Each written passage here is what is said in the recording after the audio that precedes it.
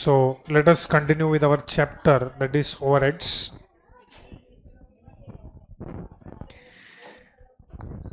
In this chapter, till where we have completed, हम लोग ऐसे questions कर रहे हैं in which we have to do apportionment and reapportionment. Reapportionment में we had studied how many methods, or rather how many total methods are there? 4 methods. 4 methods में से हमारा 3 मेथड हो चुका है.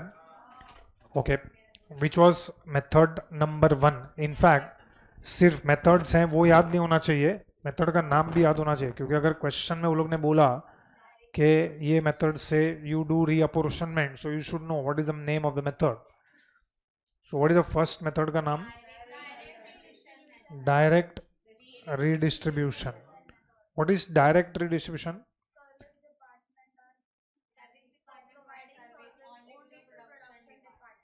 सर्विस डिपार्टमेंट्स विल, और सर्विस डिपार्टमेंट का overheads will be redistributed only to the production department, ignoring services provided by one service department to other service department.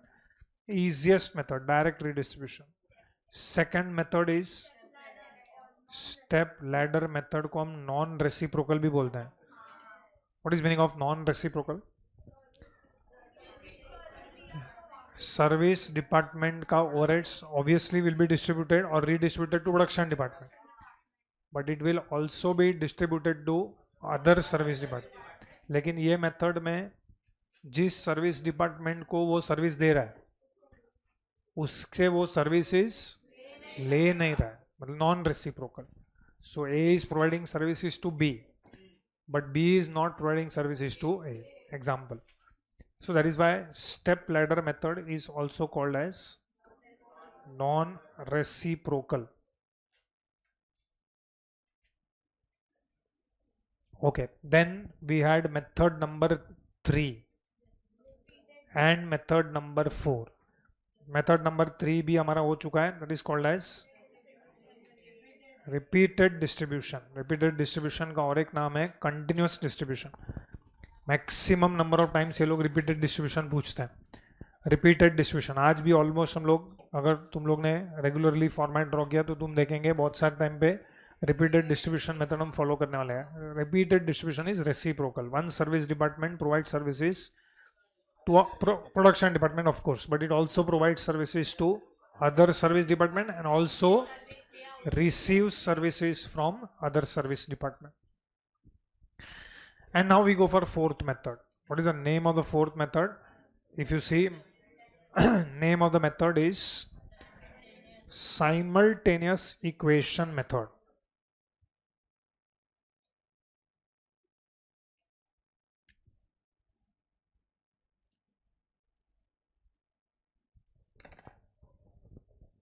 Simultaneous equation method में कैसे solve करना है, that we will see.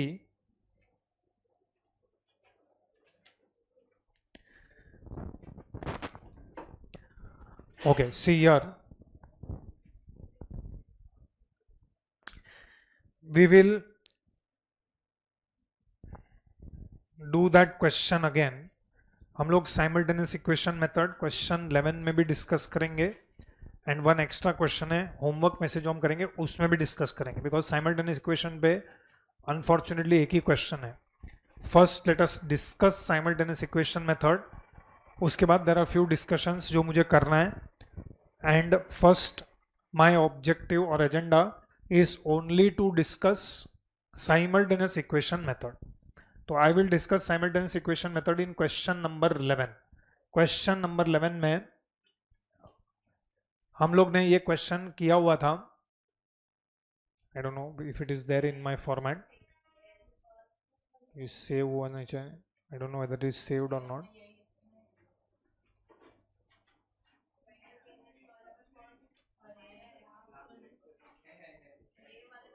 चलो यहाँ पे save नहीं हुआ है. एनीवेज मुझे फ्यू इंफॉर्मेशन चाहिए, वो इंफॉर्मेशन आप मुझे दे दो तो उससे हम लोग आगे बढ़ सकते हैं. I think question number 11 में we had done primary distribution. You come to question number 11. When we did question number 11, तुम्हारे solution में देखो, solution में हम लोग ने प्राइमरी डिस्ट्रीब्यूशन किया हुआ है. एज पर प्राइमरी डिस्ट्रीब्यूशन कोई मुझे बताएगा, service department and production departments. Service departments in question number 11, service departments are X and Y and production departments are A B and C. We had done primary distribution. In fact ये पहला ऐसा question है जिसके अंदर हमने primary distribution किया था. आज हम लोग और 2 क्वेश्चन करेंगे जिसके अंदर हम प्राइमरी डिस्ट्रीब्यूशन को सीखेंगे. सो प्राइमरी डिस्ट्रीब्यूशन करने के बाद ईच डिपार्टमेंट का ओवरहेड्स मुझे चाहिए. How much was overheads that was apportion to department X? 4,75,000. This is as per which distribution? I am just writing here just for my information. और ये हम लोग ने ऑलरेडी कर लिया है as per primary distribution. Okay, how much is for Y? 5,35,000. How much is for department A? 2,70,000. How much for department B? 3,70,000. And C come 6 lakh.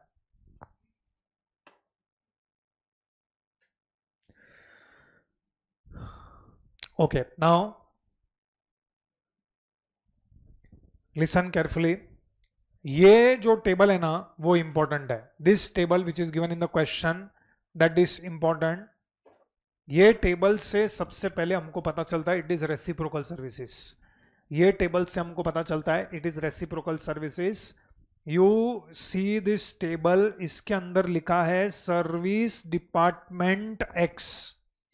तो आप पूछ सकते हो हमको कैसे पता चला इट इज रेसिप्रोकल सर्विसेज. तो you can see service department X is obviously providing services to A B C. वो तो दिख रहा है बिकॉज 45% ऑफ सर्विस डिपार्टमेंट का overhead should be apportion to department A, 15% should be given to B and 30% should be given to C and 10% should be given to department Y. मतलब service department Y will bear how much percent of service department X का overheads? 10%. Service department X का जो भी overheads है उसका 10% service department Y bear करेगा. Suppose I am X, you are Y, I am providing services to you. तो मेरा 10% overheads तुम bear करोगे. नाउ तुम्हारा बात करते हैं. You are service department Y. Service department Y you can see is providing services to A and B. A B and C को तो वो लोग सर्विसेज दे ही रहे हैं, वो हमको ऑब्वियस है बिकॉज वो प्रोडक्शन डिपार्टमेंट्स है. लेकिन एक सर्विस डिपार्टमेंट दूसरे सर्विस डिपार्टमेंट को सर्विसेज देता है एंड वो सर्विस डिपार्टमेंट से वो सर्विसेज लेता है. वो हमको ये टेबल से दिख रहा है. So you can see service department Y का 5% overhead service department X bear करेगा. तो अगर तुम वाई हो और मैं एक्स हूं तो तुम्हारा जो भी ओवरहेड्स है उसका 5% मैं बेयर करूंगा. सो इससे पता चलता है this is which services reciprocal. तो रेसिप्रोकल सर्विसेज में we already completed one method that is repeated distribution and now we are doing which method? Simultaneous. Okay, see here. Right now फिलहाल आप प्रोडक्शन डिपार्टमेंट को भूल जाओ. I am ignoring production department for the time being. Right now don't look at production department, only look at X and Y. अब मुझे बताओ कि service department Y, service department Y will bear how much % of service department X का ओवरहेड्स? Service department Y, तुम लोग Y हो मैं एक्स हूं, मेरे डिपार्टमेंट का कितना ओवरहेड्स तुम लोग बेयर करोगे? 10%. सर्विस डिपार्टमेंट एक्स का कितना % वाई बेयर करेगा? 10%. यस और नो? तो my question is it is 10% of what? Service department Y. यहां पे देखो दो डिपार्टमेंट है, एक्स है और वाई है. तो y will bear how much % of department x का ओवरहेड्स? 10%. तो मेरा क्वेश्चन है 10% of what? 4,75,000 is wrong. It is 4,75,000 plus 5% of, that is also wrong. हाँ, तो अभी यहां पे देखो, see here,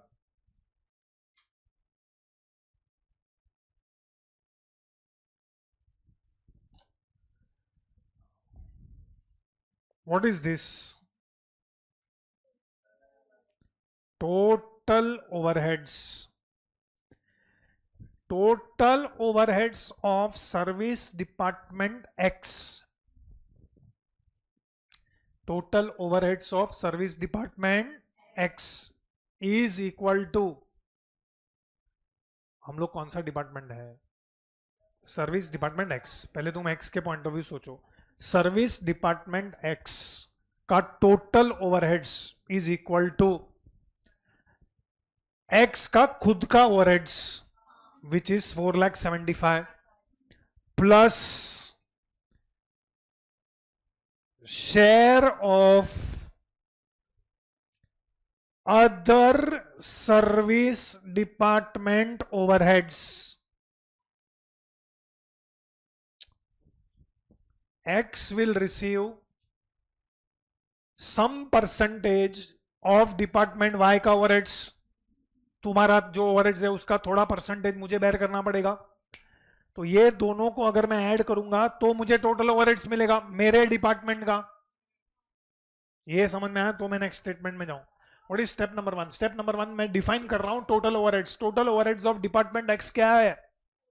total overheads of department x. Okay, total overheads of department x है. अगर मैं एक्स हूं तो मेरे डिपार्टमेंट का टोटल ओवरहेड्स ही मेरा खुद का खर्चा 4,75,000 plus share of other service department overheads, जो खर्चा मुझे तुम्हारे डिपार्टमेंट का बेयर करना है. यस और no? Similarly Y, department Y का ओवरहेड्स इज उसका खुद का खर्चा प्लस शेयर ऑफ, मतलब एक्स का ओवरहेड्स. ओके, मैं फिर से पूछ रहा हूं, Y will bear how much % of department X का overheads? Not 5%. How can it be 5%? तुम किसका ओवरहेड्स डिस्ट्रीब्यूट कर रहे हो? एक्स. तो ये वाला लाइन देखो ना, एक्स का ओवरहेड्स दे रहे हो ना तुम. एक्स का ओवरहेड्स तुमको वाई को देना है, तो x का कितना ओवरहेड्स y को देना पड़ेगा? तो इट इज 10% ऑफ व्हाट? नहीं, अरे कोई तो ऑलरेडी ना बोल रहा हूं. मैं इधर से कूद जाऊंगा क्योंकि अब मेरे को कोई रस नहीं रहा है ये लाइफ में. मैं, तुम लोग पहले तो मुंह बंद करो. आई am not asking you any question. तुम आंसर मत करो, खाली क्वेश्चन समझो. पहले ये मेरे को बताओ कि y जो है, तुम खुद को पहले y मान लो. तुम सब कौन हो? Department Y. ऐसा 5 बार बोलो खुद को. तुम कौन हो? तुम कौन हो? तुम कौन हो? तुम मेरे डिपार्टमेंट का कितना ओवरहेड्स बेयर करोगे? So it is 10% of this amount. Yes और नो? तो ये अमाउंट आपको कब मिलेगा? जब 4,75,000 प्लस एक्स, मैं तुम्हारे डिपार्टमेंट का कितना ओवरहेड्स बेयर करने वाला हूं? 5%. It is 5% of this amount. तो लेट टोटल, ठीक है बोलो, तुम सिखा लो तो फिर. Let me have a seat.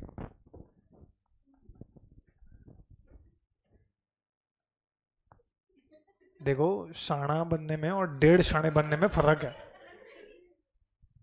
और ऐसे दोनों बैच इधर बैठे हैं.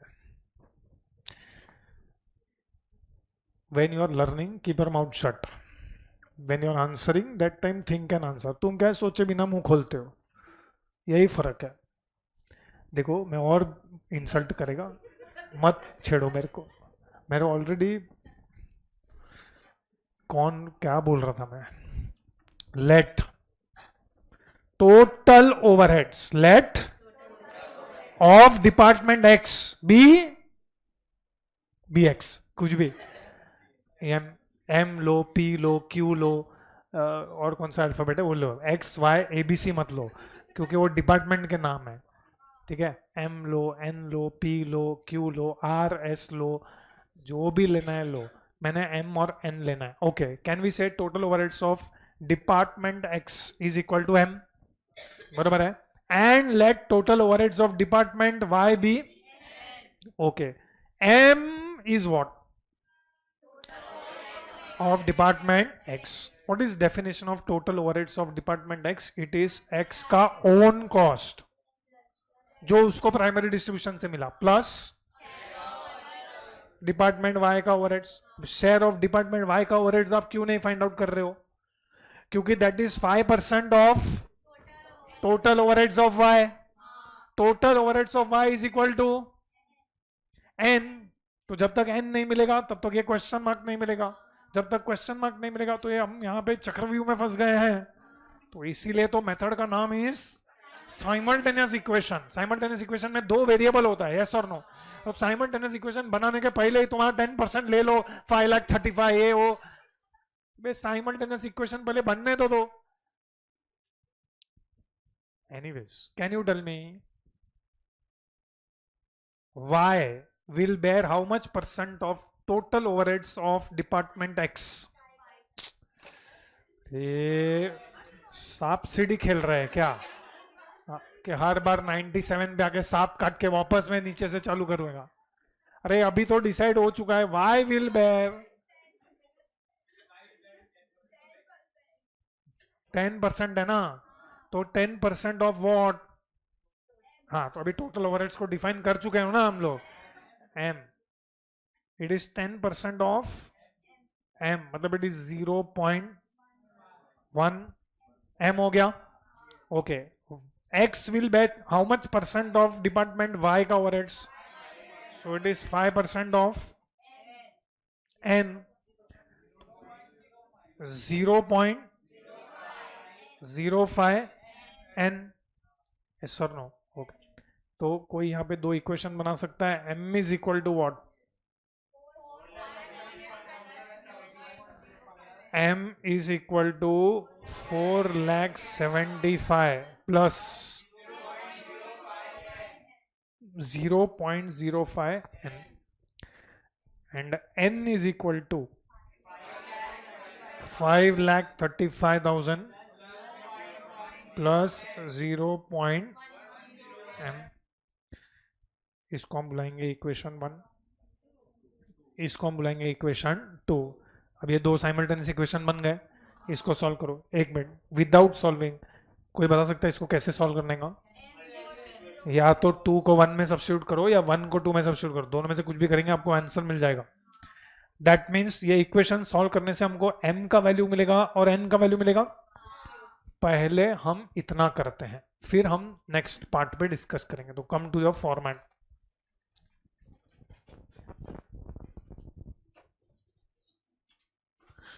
फॉर्मेट में already you have given the heading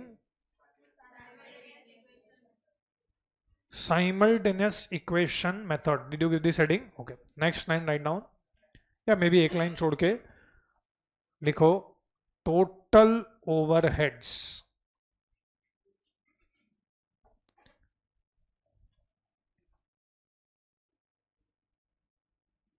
of department X। Service department X भी लिख सकते हो, but it is understood, we know total overheads of department X। next line is equal to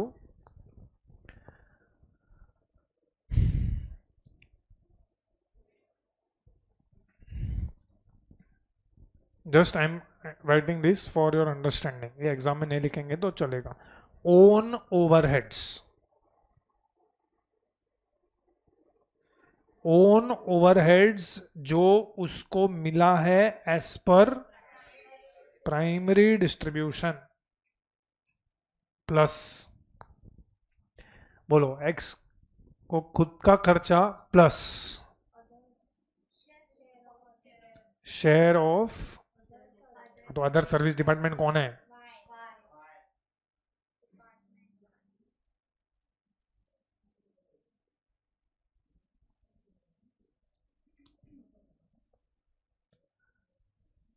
एक लाइन छोड़ के लिखो, चलो वैसे ही y के लिए लिखो, total overheads of department y equal to, क्या लिखा? For department y total overheads of department y is equal to own overheads, जो उसको किससे मिला है? एज पर primary distribution plus share of department x overheads. एक लाइन छोड़ के लिखो, let total overheads of department x be rupees m, let total overheads of department X be rupees M, and total overheads of department Y be rupees N. Now I don't think ऐसा कुछ लिखने का जरूरत है, you can directly write this two equations. Next line, therefore,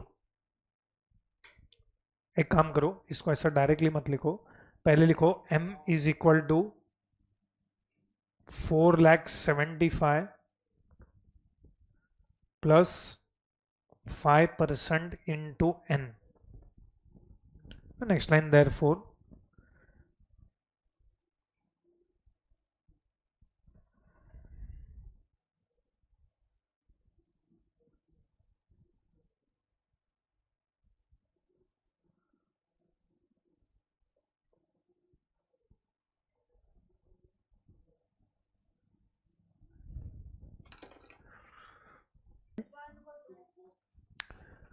substitute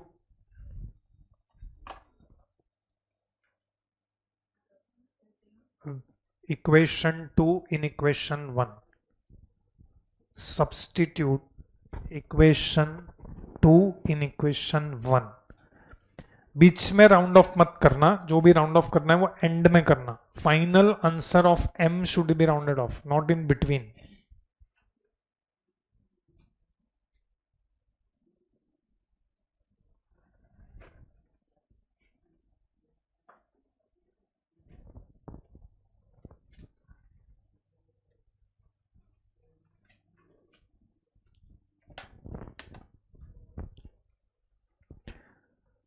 Solve this equation, you should be able to get value of m and n, और बाद में m का वैल्यू इक्वेशन 2 में सब्स्टिट्यूट करना.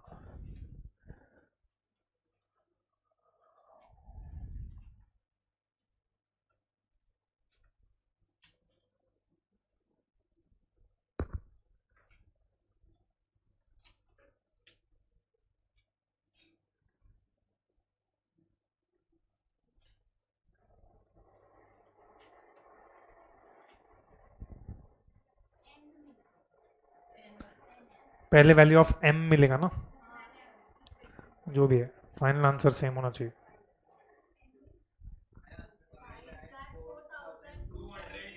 ये m का वैल्यू है. Okay, so I am writing m का आंसर, दिस इज करेक्ट, 5,04,271. ये फाइनल आंसर है, should be rounded off at the end. अब बीच में राउंड ऑफ नहीं करने का. एंड देन m का वैल्यू सब्स्टिट्यूट करो, 585, 427. Okay, just check, you should get these answers.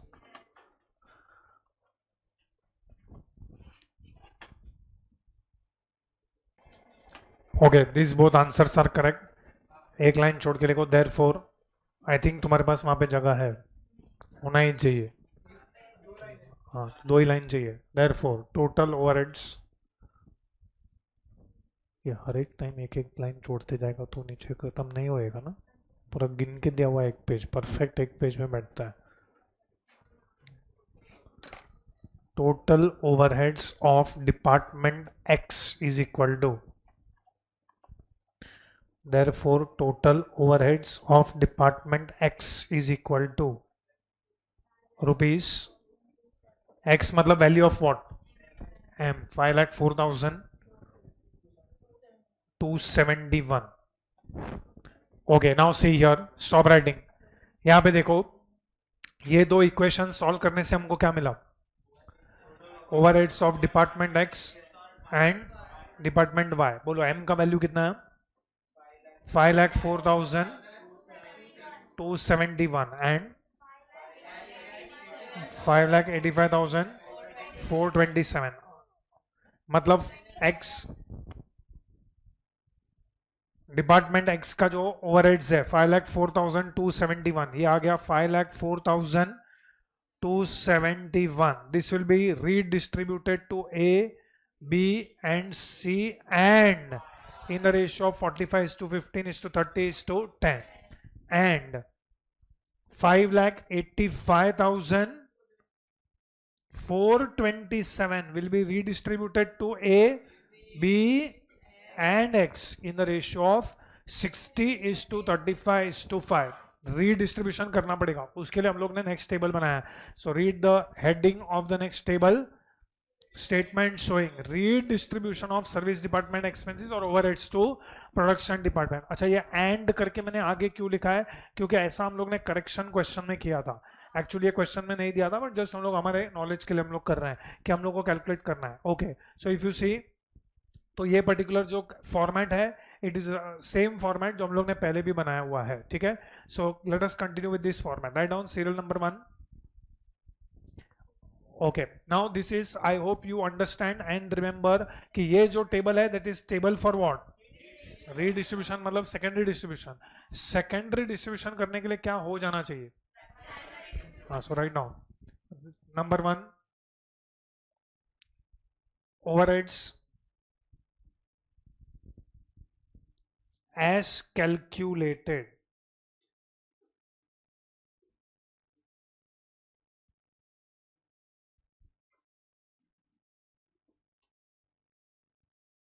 Overheads as calculated. Calculation column में लिखो as per primary distribution. as per primary distribution जाएगा, 3 लाइन में चलेगा, बहुत जगह है. पूरे पेज का बनाया ना तुम लोगों ने? हाँ, मोर देन सफिशिएंट स्पेस है. पूरा पेज लगेगा भी नहीं, तो जो अगर छोटा गिर रहा है तो जितना स्पेस यूज कर सकते हो करो. बोलो x का कितना है? 4 lakhs. यही कॉपी करना है. 4,75,000, 5,35,000.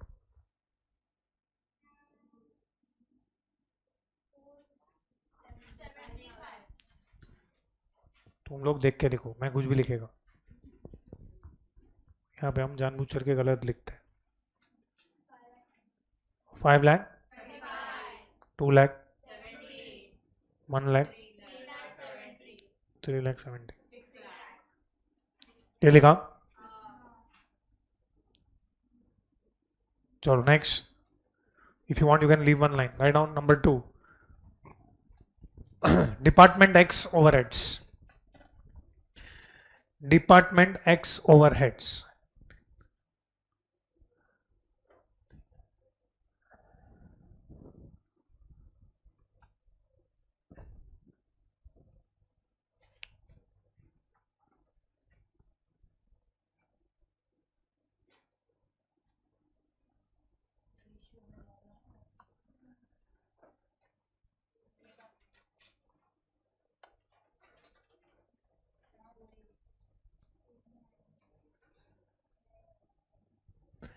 बोलो डिपार्टमेंट X का ओवरहेड्स कितना है?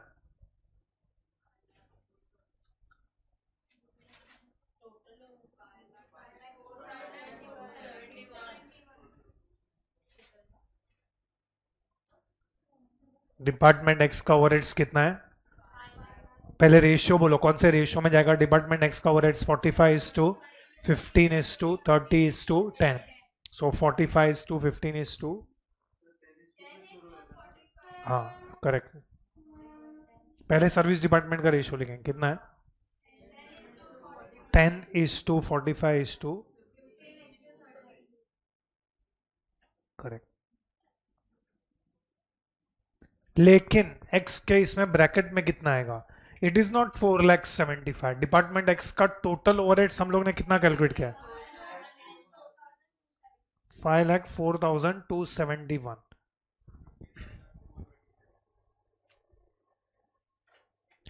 ओके, सो डिपार्टमेंट वाइज मुझे बताओ, 50,427। Okay, now be careful with the rounding of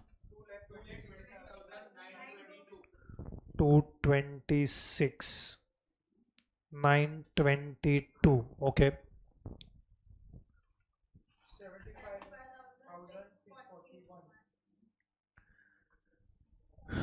75,000। Okay, 151।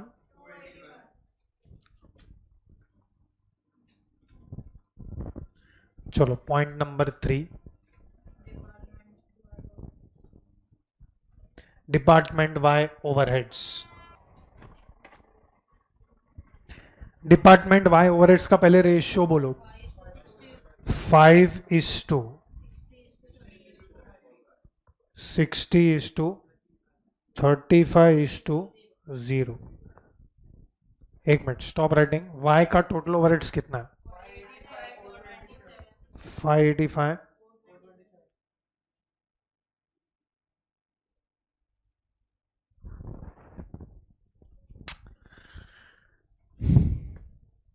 इसको रेशियो में डिस्ट्रीब्यूट करेंगे, 5:60 सॉरी एक्स में कितना आएगा, इसका 5%, 29,271।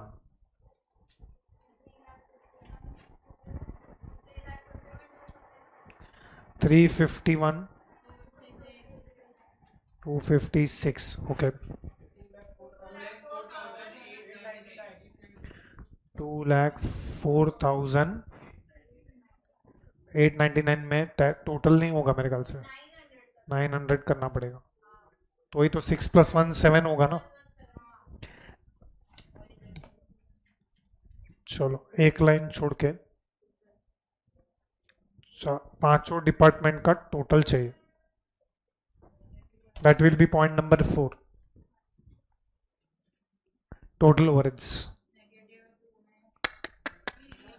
इसको क्या हो गया,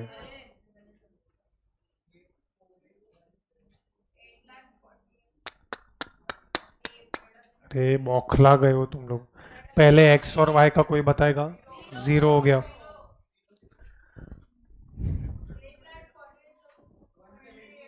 $8,48,178,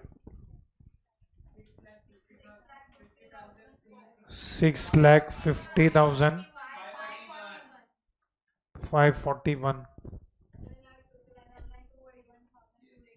751,281.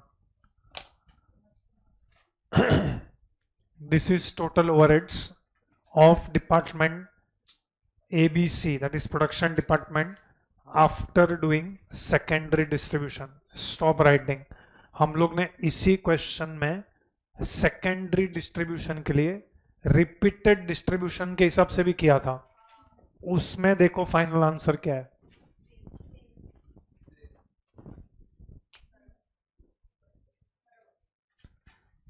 दिस इज नॉट कोइंसिडेंस, दोनों मेथड से आंसर सेम ही आएगा। Simultaneous equation is mathematical proof of repeated distribution. Repeated distribution में तुम करते जा रहे हो, एट एंड या एक पर्टिकुलर पॉइंट ऑफ टाइम ऐसे हो जाता है कि ओवरहेड्स बहुत ही नेग्लिजिबल हो जाता है, कि उसको हम लोग क्या करते हैं कि 3 साइकिल के बाद, यूजुअली 3 साइकिल के बाद हम लोग उसको बंद कर देते हैं रीडिस्ट्रीब्यूट करना।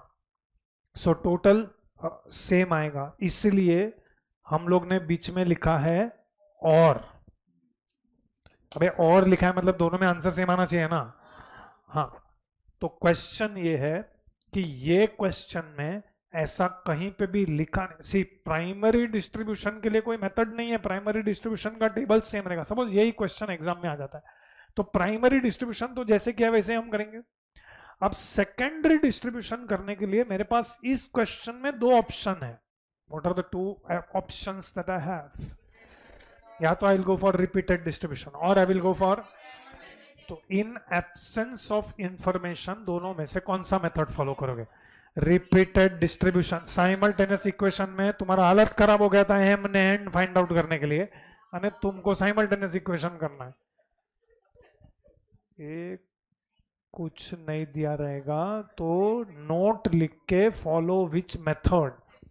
रिपीटेड डिस्ट्रीब्यूशन, एटलीस्ट उसमें दिमाग नहीं लगाना है, करते जाना है, 3 साइकिल के बाद खत्म कर देना है. किधर इक्वेशन बनाने जाओगे उधर तुम्हारा एल्जिब्रा एक्सपोज हो जाएगा. बोला स्कूल में एसपी लेके आया था और इधर हम लोग का एल्जिब्रा दिख गया क्या हो रहा है. No need to do simultaneous equation should be followed only if it is specifically given. बहुत ही रेयर ऐसा क्वेश्चन है जिसमें साइमल्टेनियस. हाउएवर कोई ऐसा रहेगा नहीं मेरा मैच को तुम टच ही नहीं कर सकते हो, मैं साइमल्टेनियस इक्वेशन से ही करेगा और करके दिखाएगा, तो यू तुमको कोई रॉन्ग नहीं दे सकता है. You have to write a, मैं अगर ये क्वेश्चन एग्जाम में आया तो आई विल सॉल्व एज पर repeated distribution. So you can follow any method. अभी इसी को तुम लोग आगे फॉर्मेलिटी है उसको खत्म कर दो. सो व्हाट इज नेक्स्ट नंबर 5. और बहुत जन साइमल्टेनियस इक्वेशन बनाने जाते हैं लेकिन साइमल्टेनियस इक्वेशन में m और n का वैल्यू फाइंड आउट करके छोड़ देते हैं. बोला ये हो गया, नीचे का या पीछे का टेबल बनाने का ही छोड़ ये भूल जाते हैं. बोला रीडिस्ट्रीब्यूशन करना, अरे वो तो भूल ही गया, मेरे को लगा खाली m और n ढूंढने का था. तो repeated distribution method is the safest. Number 8 sorry 5 machine hours. Total machine hours लिखो. सॉरी मैं पहली बार पढ़ा, इतना तो मेरे को एक्सक्यूज कर ही सकते हो.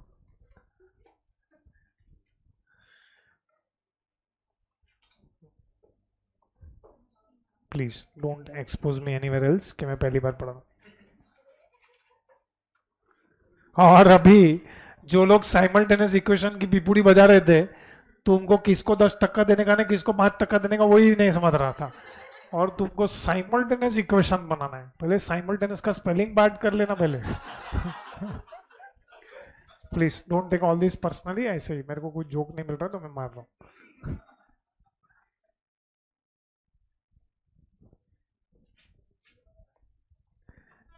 पहले साइमल्टेनियस इक्वेशन फॉलो करने से पहले टेंशन का मार्क्स याद कर लें मैथ्स में. बस 20 से ज्यादा मैं और नहीं बोल दूँ, नहीं तो किसी को खराब लग जाएगा.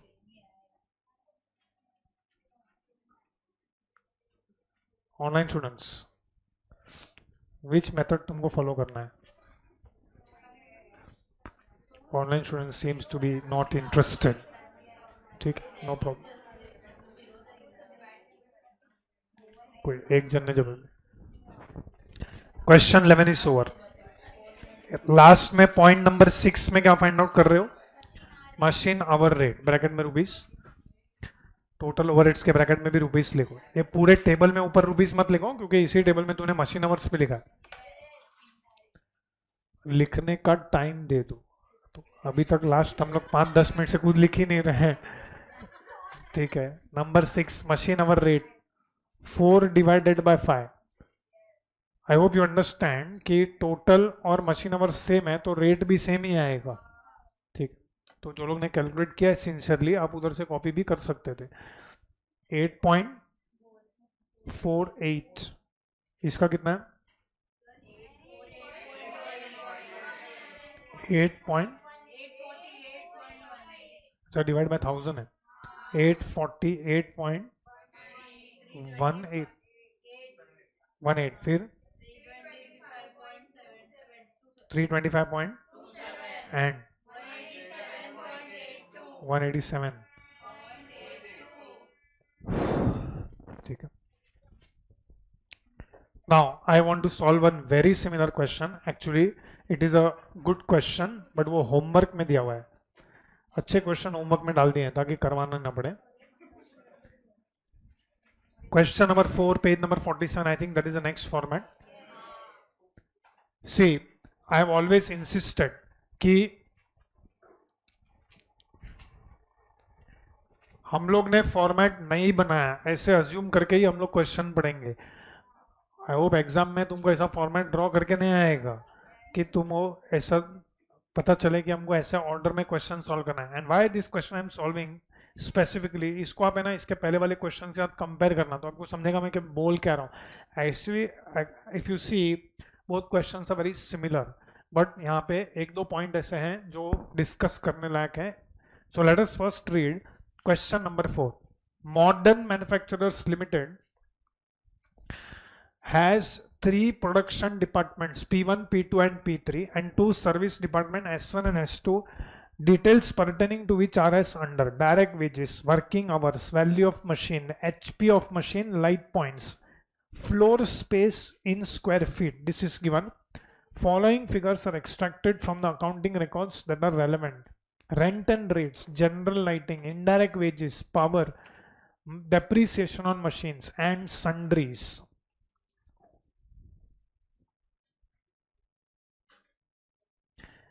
Next, the expenses of service departments are allocated as under. I hope you understand and remember ऐसा ही एक सिमिलर टेबल जो हम लोग को प्रीवियस क्वेश्चन में दिया था, इस टेबल से हमको पता चलता है कि it is which services, reciprocal services.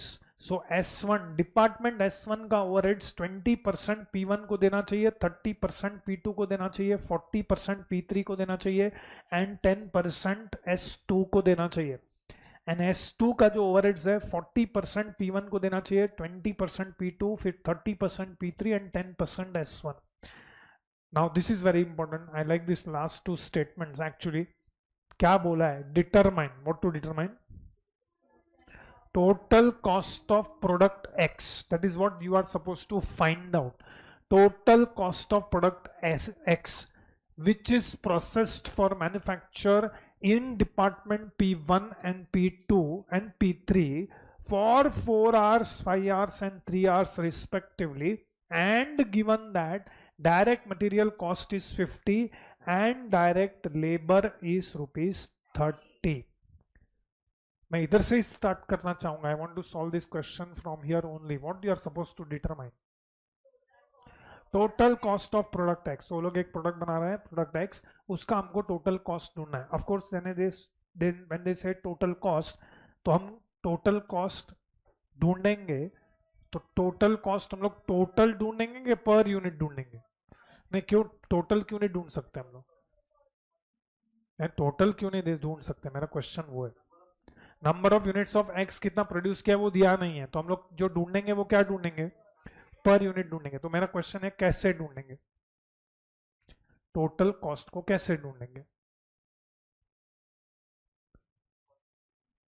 Cost sheet बनाएंगे। ओके, तो कॉस्ट शीट बनाएंगे तो कॉस्ट शीट ऑफ एक्स किससे स्टार्ट होगा, डायरेक्ट मटेरियल्स। तो एक्स का डायरेक्ट मटेरियल पर यूनिट दिया है 50, डायरेक्ट लेबर नेक्स्ट कितना है 30। Do you agree? Don't write. See here.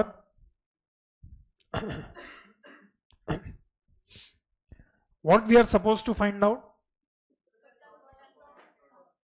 Total cost of product X.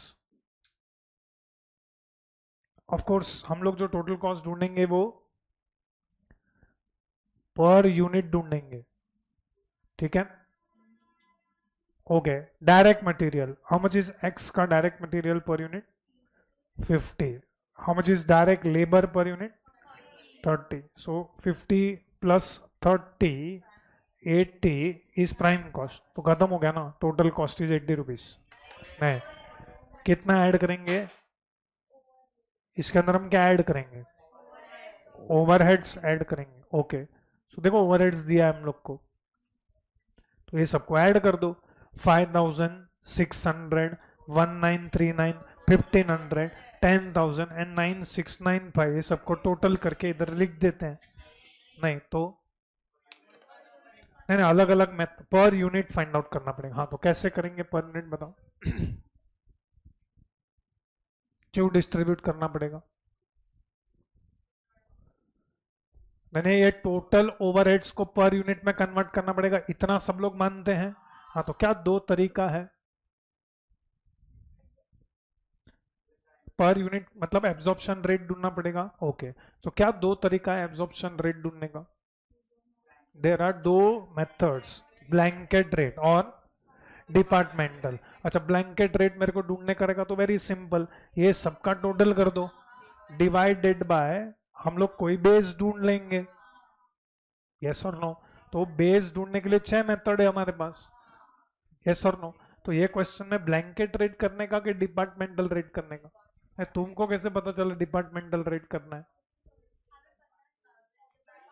अरे क्या बोल रहे हैं? तो क्या हुआ, सर्विस डिपार्टमेंट प्रोडक्शन डिपार्टमेंट दिया, मतलब डिपार्टमेंटल रेट करने का।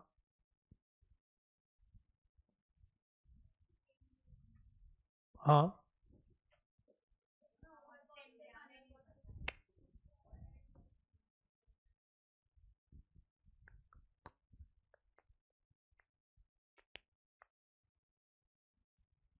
तुमको किसने बोला कि डिपार्टमेंटल रेट फॉलो करना है, ब्लैंकेट रेट फॉलो नहीं करना है?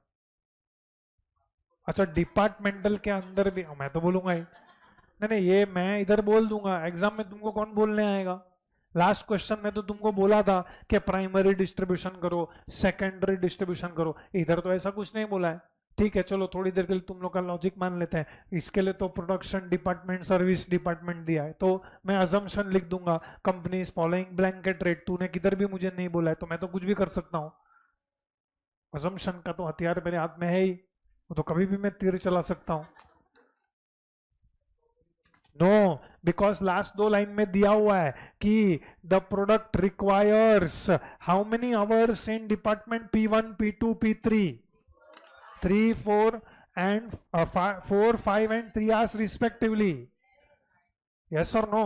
ओके, सो इसके अंदर हम लोग क्या ऐड करेंगे? ओवरहेड्स ऐड करेंगे। ओवरहेड्स कौन से डिपार्टमेंट का ऐड करेंगे?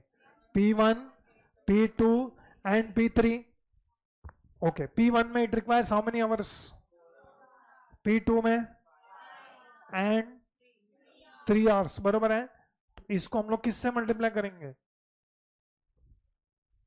P1 4 आवर्स को किसी से तो मल्टीप्लाई करना पड़ेगा, तो डिपार्टमेंट P1 का एब्जॉर्प्शन रेट ढूंढना पड़ेगा, डिपार्टमेंट P2 का एब्जॉर्प्शन रेट ढूंढना पड़ेगा एंड डिपार्टमेंट P3 का एब्जॉर्प्शन रेट ढूंढना पड़ेगा, जिसके लिए पहले तुमको प्राइमरी डिस्ट्रीब्यूशन करना पड़ेगा, सेकेंडरी डिस्ट्रीब्यूशन करना पड़ेगा और उसके बाद एब्जॉर्प्शन रेट पर आवर ढूंढना पड़ेगा।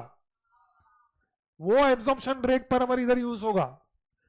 ये लास्ट क्वेश्चन जो हम लोगों ने आज कंप्लीट किया ना, इसके पहले वाला क्वेश्चन सेम तरीके से तुमको क्वेश्चन सॉल्व करोगे तो लास्ट में तुमको ईच डिपार्टमेंट, प्रोडक्शन डिपार्टमेंट का एब्जॉर्प्शन रेट पर आवर मिलेगा। ये रेट को थोड़ी देर के लिए हम लोग मान लेते, चलो डिपार्टमेंट P1 P2 P3 का यही एब्जॉर्प्शन रेट आया, तो यही एब्जॉर्प्शन रेट तुम उसको लेके आओगे इधर, यस और नो? इसलिए ये क्वेश्चन में पहले प्राइमरी डिस्ट्रीब्यूशन करना पड़ेगा, फिर सेकेंडरी डिस्ट्रीब्यूशन करना पड़ेगा एंड देन बाद में तुम ये टेबल बना सकते हो, यस और नो?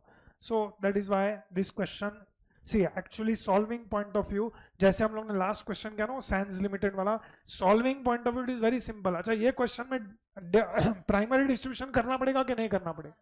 करना पड़ेगा। तुमको कैसे मालूम पड़ा कि प्राइमरी डिस्ट्रीब्यूशन नहीं हुआ है? क्योंकि ये सब ओवरहेड्स दिया हुआ है।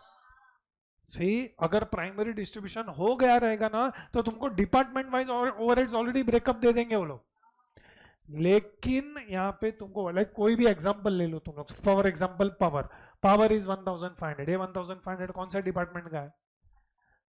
पता नहीं क्या, सब डिपार्टमेंट का है, P1 P2 P3 S1 S2, अरे कितना कौन से डिपार्टमेंट का वो पता नहीं है, तो उसको हम लोग बाइफरकेट तो कर ही सकते हैं ना अपॉर्शनमेंट, मतलब moral of the story primary distribution करना है कि नहीं करना है। इसलिए फॉर्मेट में पहले टेबल किसका बनाया हम लोग ने? देखो स्टेप नंबर 1 क्या करना पड़ेगा? Primary distribution. ओके, सपोज थोड़ी देर के लिए मान लो प्राइमरी डिस्ट्रीब्यूशन हो गया, उसके बाद क्या करना पड़ेगा? Secondary distribution. सेकेंडरी डिस्ट्रीब्यूशन में you are redistributing which department overheads? Service department to. Redistribution करने के लिए सोचना पड़ेगा कि कौन सा मेथड यूज करने का, क्योंकि रीडिस्ट्रीब्यूशन का मेथड नहीं दिया वो लोग ने, तो कौन सा यूज करेंगे? हाँ, तो पहले रेसिप्रोकल मेथड है, वो कैसे पता चला? ये टेबल से पता चला, ठीक है। उसके बाद हम लोग रेसिप्रोकल में भी 2 ऑप्शन है मेरे पास, कौन सा 2 ऑप्शन है? या तो रिपीटेड डिस्ट्रीब्यूशन करो या तो, हाँ ये क्वेश्चन में दोनों तरीके से कराऊंगा है कि नहीं, यही क्वेश्चन एग्जाम में आया तो दोनों तरीके से मत करना है, एक ही क्वेश्चन एग्जाम में नहीं सॉल्व करना है, नहीं मेरे को आता है मैं करके दिखाऊंगा, तो ये क्वेश्चन में फॉर प्रैक्टिस हम लोग साइमल्टेनियस, क्योंकि साइमल्टेनियस इक्वेशन का ना क्वेश्चंस बहुत ही कम है, 3-4 इनफैक्ट 2-3 ही है, तो हम लोग ने जस्ट प्रैक्टिस के लिए ये क्वेश्चन में करेंगे, बट एग्जाम में आया तो यू गो फॉर व्हाट, तो वो दोनों में से एक करना पड़ेगा। और एब्जॉर्प्शन रेट हमको क्या ढूंढना पड़ेगा, पर आवर ढूंढना पड़ेगा, तो ही वो एब्जॉर्प्शन रेट को तुम यहाँ पे 4, 5, 3 से रिस्पेक्टिवली मल्टीप्लाई कर पाओगे। तो let us start with primary distribution. चलो नाउ प्राइमरी डिस्ट्रीब्यूशन में भी इसके अंदर 1-2 पॉइंट अच्छे हैं जो अभी तक कोई क्वेश्चन में नहीं आए। इनफैक्ट प्राइमरी डिस्ट्रीब्यूशन एक ही क्वेश्चन में आया अभी तक, दैट इज वो लास्ट वाला 11th वाला, बट इस क्वेश्चन में प्राइमरी डिस्ट्रीब्यूशन हम करेंगे। So I am starting with primary distribution now. Before we start primary distribution, primary distribution में एक बहुत ही इंपॉर्टेंट पॉइंट है जो मैंने लास्ट क्वेश्चन में समझाया था। किस डिपार्टमेंट के डायरेक्ट कॉस्ट को प्राइमरी डिस्ट्रीब्यूशन में नहीं लिया जाता है, बट किस डिपार्टमेंट के डायरेक्ट कॉस्ट को प्राइमरी डिस्ट्रीब्यूशन में लिया जाता है। किस डिपार्टमेंट के डायरेक्ट कॉस्ट को नहीं लिया जाता है, प्रोडक्शन डिपार्टमेंट, क्योंकि प्रोडक्शन डिपार्टमेंट का जो डायरेक्ट कॉस्ट है वो ओवरहेड्स नहीं है, लेकिन सर्विस डिपार्टमेंट का direct cost as well as indirect cost दोनों क्या है, ओवरहेड्स। Yes sir. तो क्या इस क्वेश्चन में तुमको डायरेक्ट कॉस्ट कहीं पे भी दिया है क्या, आंख फाड़ के देखो, कहीं पे भी डायरेक्ट कॉस्ट दिया है क्या, दिया है, कौन सा है, डायरेक्ट वेजेस। कौन से डिपार्टमेंट का डायरेक्ट वेजेस हम प्राइमरी डिस्ट्रीब्यूशन में लेंगे, लास्ट टाइम हम लोग ने नोट लिखा था, नहीं तो मेरे को याद दिलाना इस पॉइंट पे नोट लिखवाने के लिए। पहले लिखो first line, direct wages,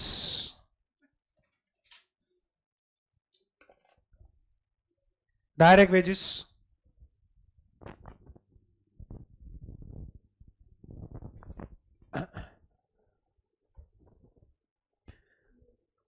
S1 and S2 में हम लिखेंगे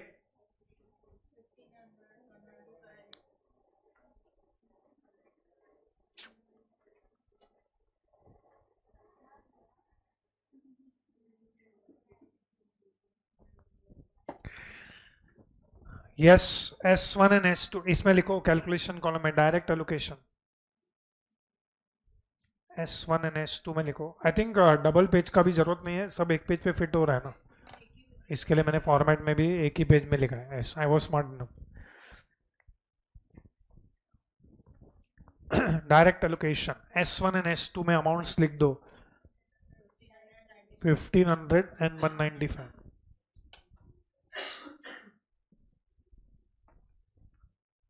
चलो next we will start one by one.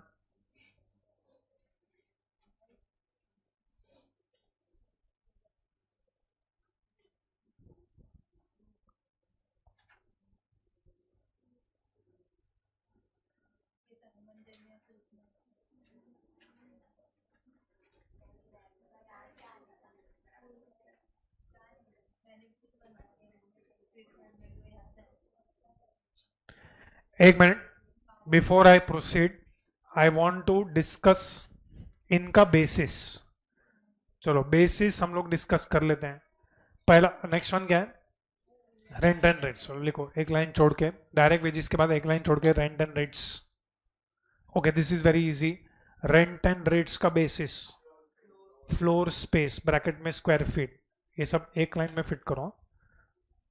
Calculation column में लिखो फ्लोर स्पेस, नहीं है जगह तो नेक्स्ट लाइन में लिखो ब्रैकेट में स्क्वायर फीट।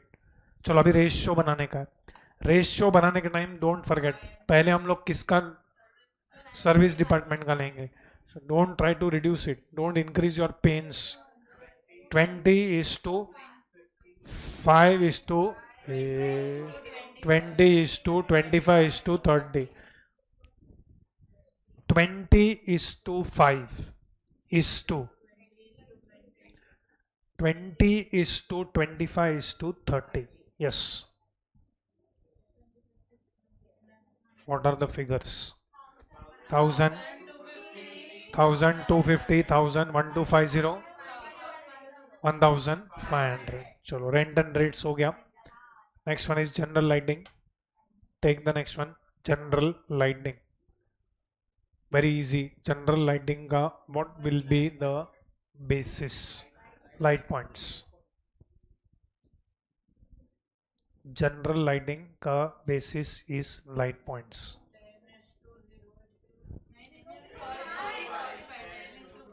10:5:10:15:20. 10:5. पहले सर्विस डिपार्टमेंट का लिखेंगे हम लोग. 10:15:20.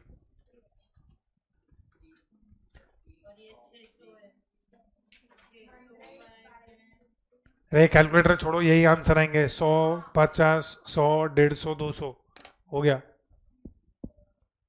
अरे सबका टोटल 60 है ना, तो हो गया ना 100. सब में एक एक जीरो डाल दो. 100, 50, 10, 150. करो देखा, करो टाइम पास. नहीं कर लो, कैलकुलेटर सही है कि नहीं चेक कर. टाइम पास चल रहा है. ये सब थोड़ा ना दिमाग एग्जाम में यूज करो, नहीं तो एग्जाम में पेपर कंप्लीट नहीं होएगा. General lighting. नेक्स्ट वन को इंपॉर्टेंट मार्क करो. Indirect wages.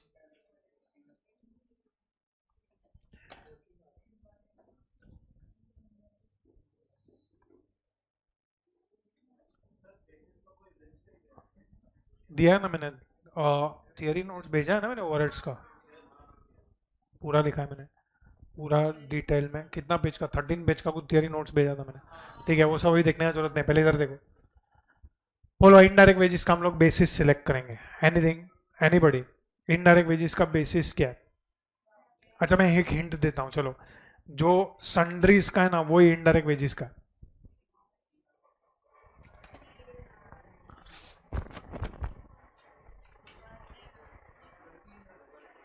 Working hours. Okay, those who are saying we should do it in working hours, that means you are trying to say, because अगर आप देखोगे working hours are there only in P1, P2 and P3. मतलब आप ये बोलना चाहते हो कि S1, S2 में इनडायरेक्ट वेजेस नहीं है. Similarly sundries. हाँ मतलब जो लोग वर्किंग आवर्स में बोल रहे हैं, वो लोग क्या बोलना चाहते हैं कि जो इनडायरेक्ट वेजेस है और जो सन्ड्रीज है वो सिर्फ जाना चाहिए production department P1, P2, P3 में. कॉम्पोजिट. अच्छा कैसे निकालोगे कॉम्पोजिट रेट? इनडायरेक्ट वेजेस का और सन्ड्रीज का ये कॉम्पोजिट रेट से क्या कनेक्शन है, कोई समझा सकता है?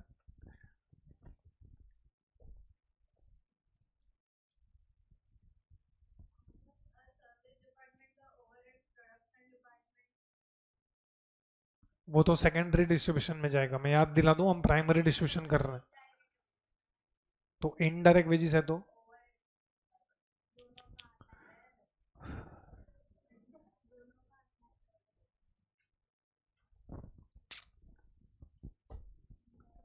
ठीक है, मुझे ही बताना पड़ेगा. तो ध्यान से सुनो. इनडायरेक्ट वेजेस एंड सन्ड्रीज, ये दोनों का बेसिस है direct wages. Indirect wages and sundries, ये दोनों का बेसिस है डायरेक्ट वेजेस. डायरेक्ट वेजेस के रेशियो में हम इसको अपोर्शन करेंगे. एंड सबसे इंपॉर्टेंट क्वेश्चन जो यहां पे पूछा गया है, क्यों ऐसा? इसका कोई लॉजिक नहीं है. इसका कोई लॉजिक नहीं है, अनफॉर्चुनेटली बात करना पड़ेगा. That is basis is just given in study material. Even in CM में वो लोग ने यही बेसिस यूज किया है, तो हम भी वही बेसिस यूज करेंगे. इसका कोई लॉजिक नहीं है, कोई कनेक्शन ही नहीं. उसके लिए मैंने थियरी नोट्स दिया हुआ है ना, तो थियरी नोट्स से समझेगा. कभी टाइम निकाल के उसको पढ़ा करें. हम सीए कर रहे हैं, बीकॉम तो कर नहीं रहे हैं कि एग्जाम के एक दिन पहले चैप्टर खोल के पढ़ने का चालू करेंगे. तो ये सब रिसर्च थोड़ा बहुत करना पड़ता है. तो समझेगा कैसे? मतलब अभी लास्ट क्वेश्चन में एक था, देखो कोई तो लास्ट क्वेश्चन में जाओ ना, साइंस लिमिटेड वाला, अदर ओवरहेड्स. तो अदर ओवरहेड्स को हम लोग ने मशीन आवर्स में डाला था. वो लॉजिकल है क्योंकि वो क्वेश्चन में सब डिपार्टमेंट का मशीन आवर्स दिया है वहां पे. इनडायरेक्ट वेजेस एंड सन्ड्रीज, इसका एक्चुअली स्पीकिंग अगर तुमको सच में सुनना है कि एक्चुअली क्या होना चाहिए तो सुनो अभी, क्योंकि मुझे वैसे भी ये नेक्स्ट क्वेश्चन के लिए चाहिए। एक्चुअली स्पीकिंग सन्ड्रीज क्या होगा? सन्ड्रीज में कोई बता सकता है? हाँ, तुमने लिख दिया सन्ड्रीज। हाँ, सन्ड्रीज के अंदर डोंट से मिसलेनियस एक्सपेंसेस। मैं वही पूछ रहा हूँ कि मिसलेनियस एक्सपेंस, अरे मैं एक्सपेंस का एग्जाम्पल पूछ रहा हूं, मैं छोटे मोटे खर्चे, हिंदी अनुवाद नहीं पढ़ रहे हम लोग इधर। सन्ड्रीज मतलब आपको कैसे पता लगा सन्ड्रीज मतलब छोटे मोटे? यही है ना, तुम्हारे दिमाग में डाला गया है, ये अकाउंट्स वाले लोग ने तुम्हारा दिमाग भ्रष्ट कर दिया है। हाँ, कुछ भी पढ़ाते रहते फाउंडेशन में। हाँ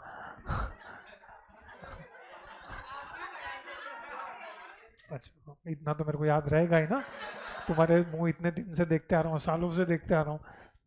तो सन्ड्रीज के अंदर क्या क्या रहेगा? सी, ये हमको वैसे भी नेक्स्ट क्वेश्चन के लिए चाहिए। इनफैक्ट मैं नेक्स्ट क्वेश्चन में जाके तुमको बता भी सकता हूं, ये ना एक्चुअली नॉनसेंस है। ये सन्ड्रीज जो 9695 है, ये सन्ड्रीज 9695 जो है ना, एक्चुअली ये सन्ड्रीज का क्या होना चाहिए मालूम है? ये सन्ड्रीज का क्या होना चाहिए? एलोकेशन। लेकिन हम क्या कर रहे हैं?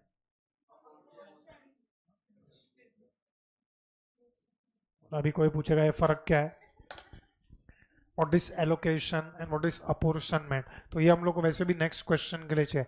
एलोकेशन मैं इजी लेमैन लैंग्वेज में तुमको पढ़ा रहा हूं। सी, एलोकेशन मतलब, पहले अपॉर्शनमेंट समझो तो तुमको एलोकेशन समझेगा। What is meaning of apportionment? Apportionment का इजीएस्ट मीनिंग इज डिस्ट्रीब्यूशन। अब आप डिस्ट्रीब्यूट किसको करोगे? जो ओवरहेड्स कॉमन है उसको डिस्ट्रीब्यूट किया जाता है, जो ओवरहेड्स उसको डिस्ट्रीब्यूट किया जाता है। Like best example of apportionment is rent. अब रेंट ऑफ दिस प्रीमाइसिस, थोड़ी देर के लिए हम लोग मान लेते हैं ये प्रीमाइसिस है, ये प्रीमाइसिस का एक एग्जांपल इज रेंट, दूसरा एग्जांपल इज लाइटिंग। ये सब जो है ना, these are called as common overheads. I will give practical example. यही प्रीमाइसिस में मैं तुमको समझा दूंगा what is apportionment and what is allocation. Apportionment मतलब सपोज थोड़ी देर के लिए मान लेते हैं ये जो यहाँ पे तीन क्लासरूम है, तो क्लासरूम नंबर 1, क्लासरूम 2, क्लासरूम 3, से for example these are production department P1, P2, P3।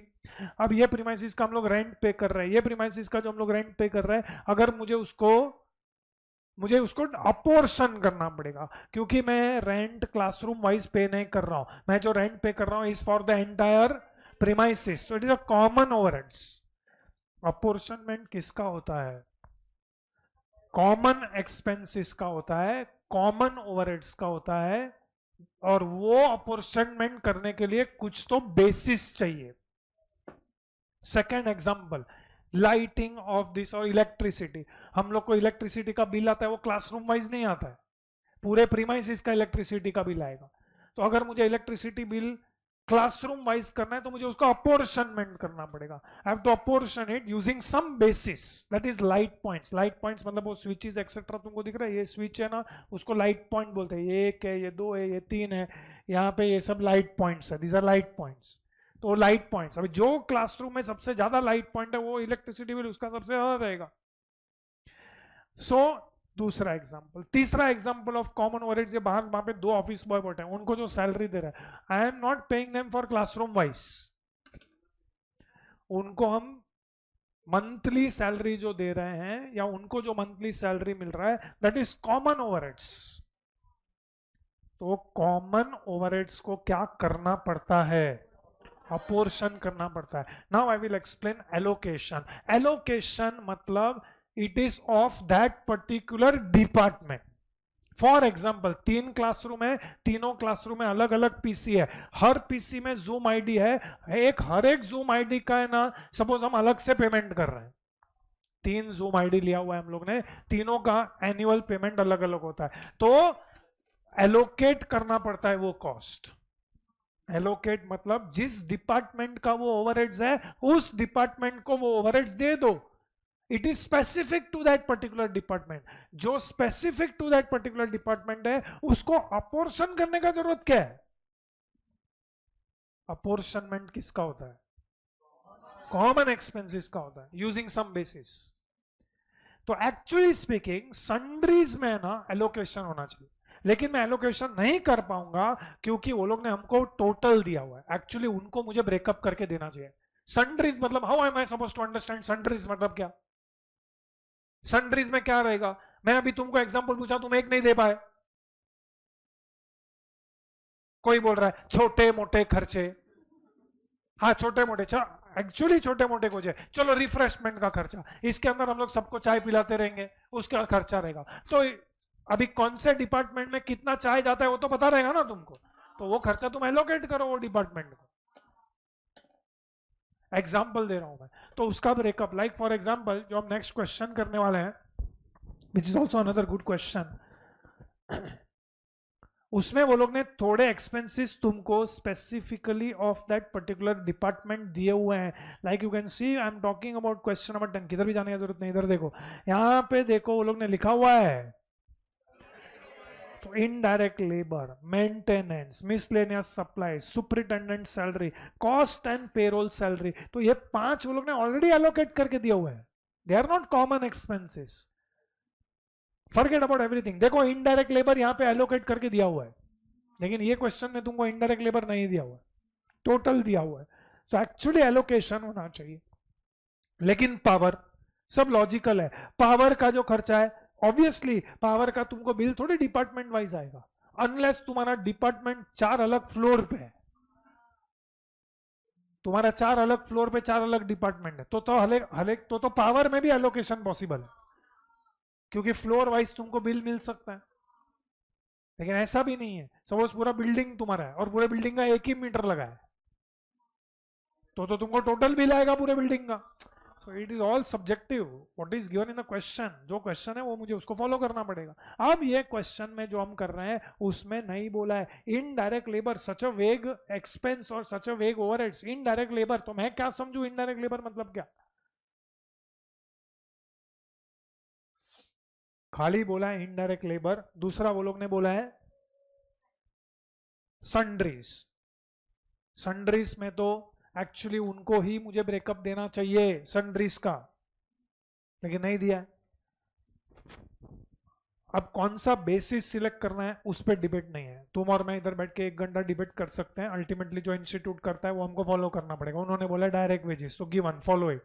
इसका लॉजिक नहीं है, बिलीव, मेरे पास नहीं है, जिसके पास रहेगा उसके पास से लेके आना, मेरे को बोलना, और जो भी लॉजिक दिया वो गलत है, क्योंकि लॉजिक नहीं है इसका।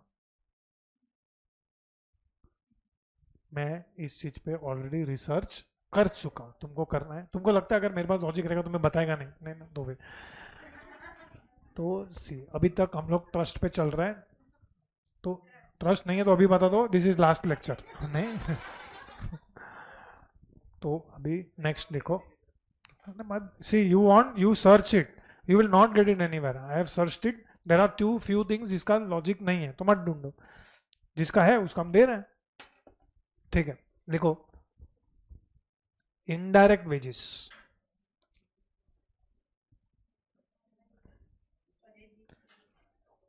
बेसिस में लिखो डायरेक्ट वेजेस, ब्रैकेट में रुपीस।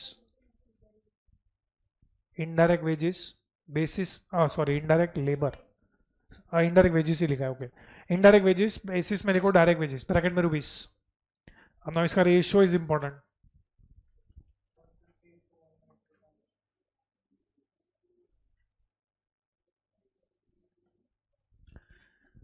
कोई मेरे को रेशियो दे सकता है? 150 कुछ भी, 150:195। मैथ्स का तो विसर्जन हो गया है। मतलब इधर से तुम 1 0 कम करता है, लेकिन उधर से अरे 195 ऐसे ही रहेगा। कैसे?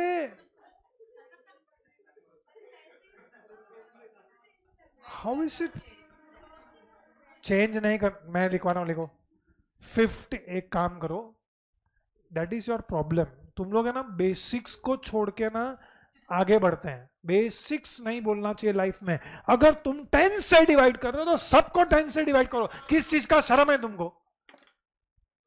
करो ना कैलकुलेटर पे डिवाइड सबको 10। और तुमको रिड्यूस कर, इसके लिए बोला उंगली मत करो रिड्यूस करने का, अभी कर ही चुके हो। तो लिखो 15 is to 1.95। Is to 30 is to 20 is to 30। जिसको नहीं समझता है ना, मुझे दो, मेरे को है ना डॉट डालना है, तो इधर मैं डॉट डाल रहा हूँ ना 2 डिजिट के बाद, तो इधर भी डॉट आएगा, इधर भी डॉट आएगा, इधर भी डॉट आएगा, इधर भी डॉट आएगा। काय तरी चाललंय तुमचं?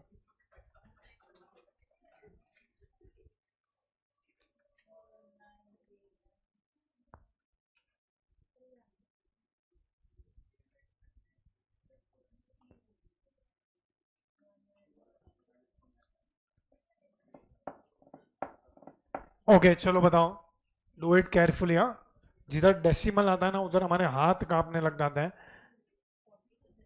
Use the ratio proper. और जो लोगों को कुछ भी नहीं समझता है ना, ये अमाउंट जिसने ऐसे बोला बरोबर है, पूरा ले लेने का। 1500 is to 195 is to 3000 is to 2000 is to 3000।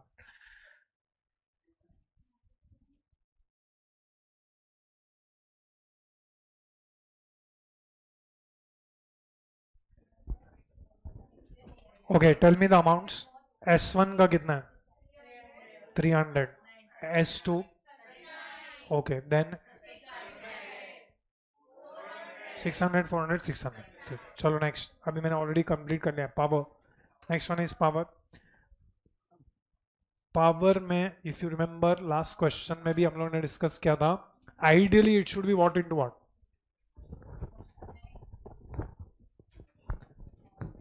Power का basis is HP hours.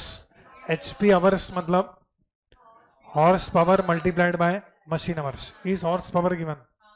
Is machine hours given? No. Machine hours दिया है क्या? नहीं। मशीन लिखा है क्या वो लोग ने? नहीं। तो कौन से रेशियो में जाएगा? HP only, HP of machines. तो लिखो power.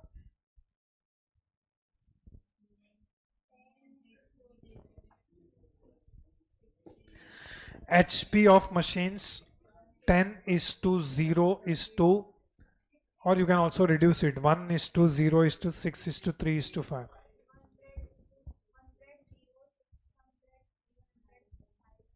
Okay.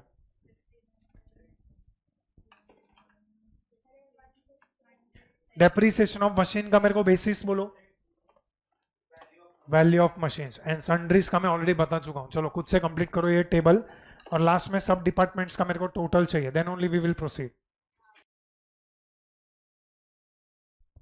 Okay, after primary distribution I want total. सब डिपार्टमेंट्स का मुझे टोटल चाहिए including service. 4700।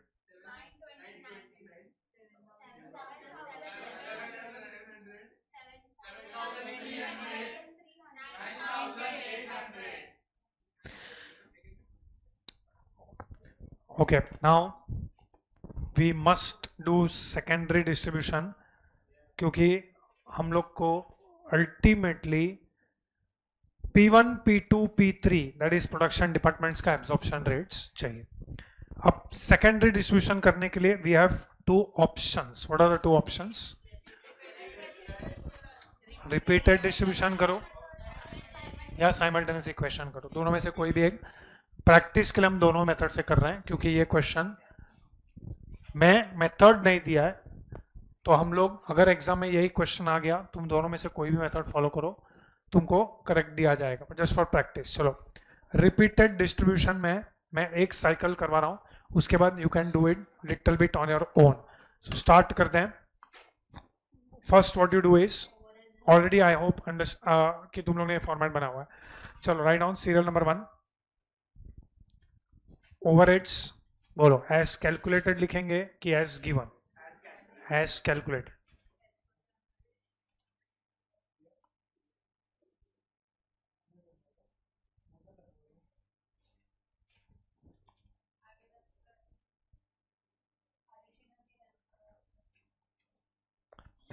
Overheads as calculated.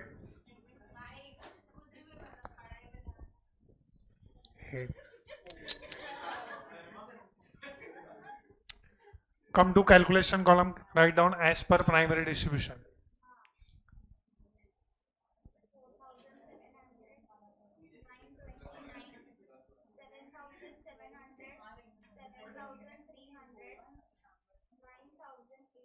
चलो हो गया ये. Now we will start with department S1 overheads.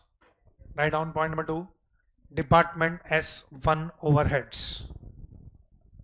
मुझे रेशियो बोलो. ये टेबल से तुमको रेशियो मिलेगा. S1 का overheads will be redistributed in the ratio of. ये जीरो कैसे आएगा अभी? S1 का ओवरहेड्स S1 खुद थोड़ी लेगा.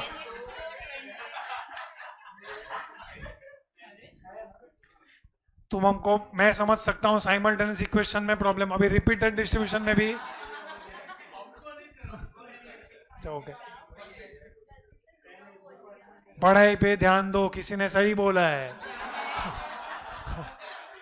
10 1:2:3:4. 1:2:3:4. फर्स्ट साइकिल में और सेकंड साइकिल में बी केयरफुल है. ये क्वेश्चन में राउंडिंग ऑफ मैं जो बोलूंगा ना वैसे ही करना. उसके अलावा तुम राउंड ऑफ नहीं. पहले मेरे को अमाउंट बताओ तो ही आप लिख पाओगे. पहले S1 के कॉलम में ब्रैकेट में आएगा 4700,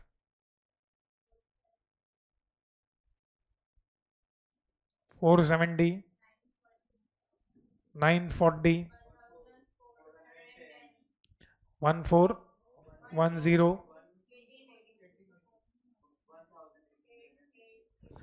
1880. Next, department S2 overheads. Department S2 overheads में बी केयरफुल. मैं जो बोलूंगा तुम वैसे ही करोगे please.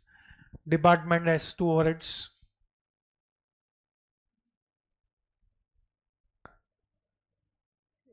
This is cycle 1 going on.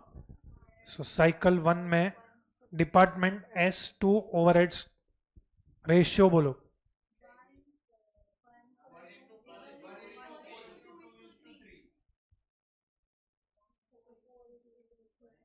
एक मिनट, यहाँ पे कुछ तो एरर है.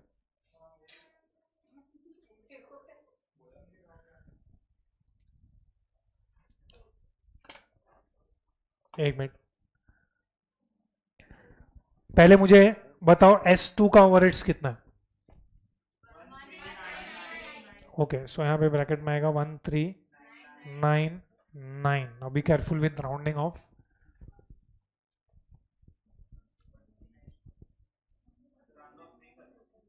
करेंगे ना. 10% मतलब कितना होता है? 140. इंस्टीट्यूट ने नहीं किया है, 2 डेसिमल तक रखा है. I don't think that is too much to ask for. We can round off. 1399 into क्या है रेशियो? 1:4:2:3. 1:4:2:3. 5. तो 560 का हाफ यहाँ पे हो जाएगा. अब लास्ट में 1 रुपया कम देना पड़ेगा हमको. 19 419.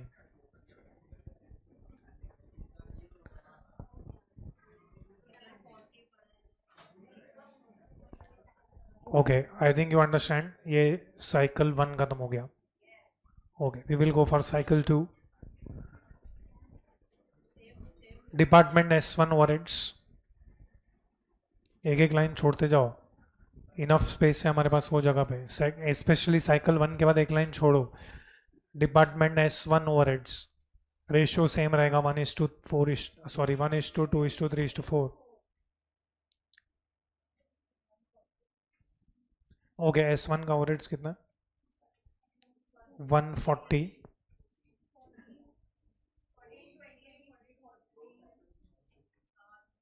14. ठीक है, तो 2 साइकिल में खत्म हो गया. 2 साइकिल में खत्म हो गया. 28.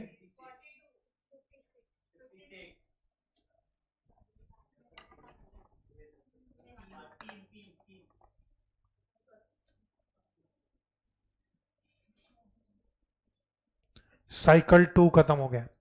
आई think now we have almost reach negligible. सो आप इसी साइकिल में खत्म कर सकते हो. ऐसा जरूरी नहीं है कि 3 साइकिल तक जाना ही है. अगर यहीं पे नेग्लिजिबल हो रहा है तो department S2 overheads. Department S2. अब जब आप रिडिस्ट्रीब्यूट कर रहे हो किसको नहीं देना है तो रेशियो विल बी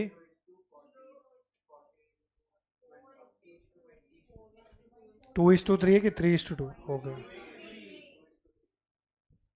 0 लिखना कंपलसरी है.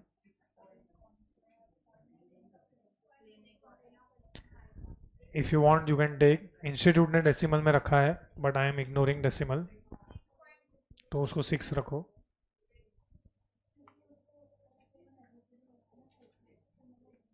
ओके, नेक्स्ट कितना रहा है? 4 का half, yes 3, then 5, total has to be 14. ठीक है, टोटल कर दो.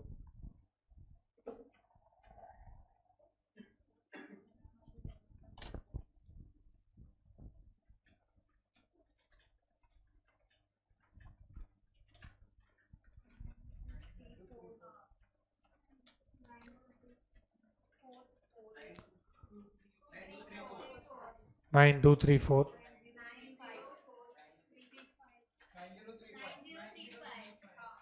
9035.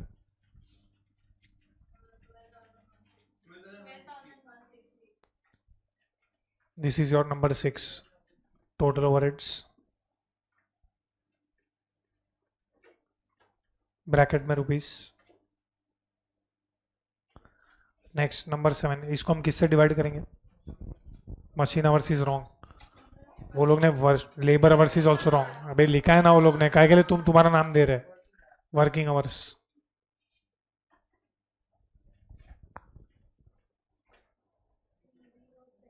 थ्री 3070.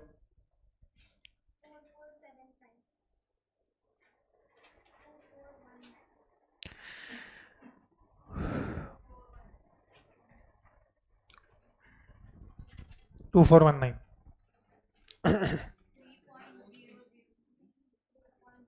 एग्जैक्ट 3. हाँ तो 3.000 है, 01 भी रख सकते हैं. 3.01, 2.02. Okay, 5.03. I would have kept it up to 4 decimal points, but ठीक है, अभी इंस्टीट्यूट ने भी 2 डेसिमल तक राउंड ऑफ किया है, तो I am going for 2 decimals. देखो ये मेथड 1 है, या आप इस तरीके से करो सेकेंडरी डिस्ट्रीब्यूशन में, या फिर आप कौन सा मेथड फॉलो करो? Simultaneous equation. ओके, नाउ अगर उसी के नीचे जगह है, लेकिन आपने नेक्स्ट पेज पे शायद हेडिंग दे दिया होगा, सो गो टू नेक्स्ट पेज, वहीं पे आप हेडिंग दे सकते हो, साइमल्टेनियस इक्वेशन मेथड. चलो, लास्ट टाइम जैसे हम लोग ने लिखा था, मुझे सेम तरीके से लिखना है. तो जो लोग के पास लाइन नहीं बच रहा था, एक एक लाइन बीच में कम छोड़ना. लास्ट टाइम हम लोग ने डिफाइन किया था, लिखो. Total overheads of department S1, total overheads of department S1 equal to, next line equal to own overheads. Own overheads के नेक्स्ट लाइन ब्रैकेट में क्या लिखने का? as per primary distribution plus share of department S2, या department word avoid करो, share of S2 overheads. चलो, will you do it yourself? x and y लेना है ये बार x y ले सकते हो आप लोग. मुझे खाली पहले इक्वेशन बना के दो. पहले डिफाइन करो, लेट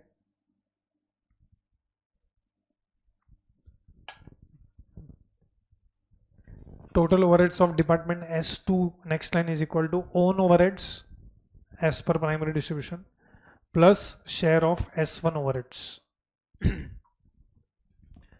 ओके, अभी एक लाइन छोड़ के x पहले डिफाइन करना पड़ेगा. Late total overheads of department S1, let total overheads of department S1 be x, या rupees x, and department S2, total overheads of department S2 rather be rupees y.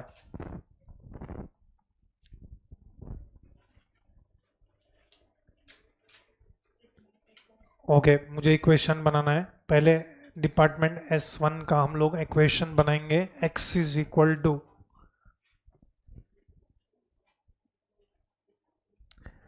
Okay, can anybody tell me x equal to कितना? 4700। ये जो 10% बोल रहे हो, ये कौन सा 10% है? चलो मैं कलर में ये येलो वाला है 10% है कि ब्लू वाला 10% है? येलो वाला 10% है। 10% है ना, S2 10%। ओके, डिपार्टमेंट S1 का जो ओवरहेड्स है, नहीं रॉन्ग है, ये ब्लू वाला 10% है, क्योंकि S1 को जो है वो 10% ऑफ S2 का ओवरहेड्स मिलेगा। यस, वो ब्लू वाला 10%। तो 4700 plus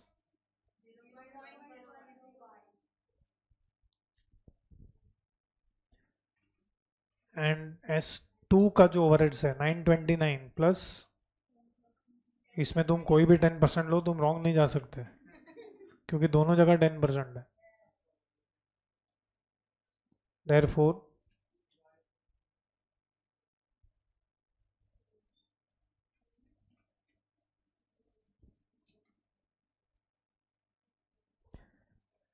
this is equation 1, this is equation 2। दोनों में से किसी को भी x का वैल्यू फाइंड आउट करो। Round of in the and ना, बीच में राउंड ऑफ मत करना।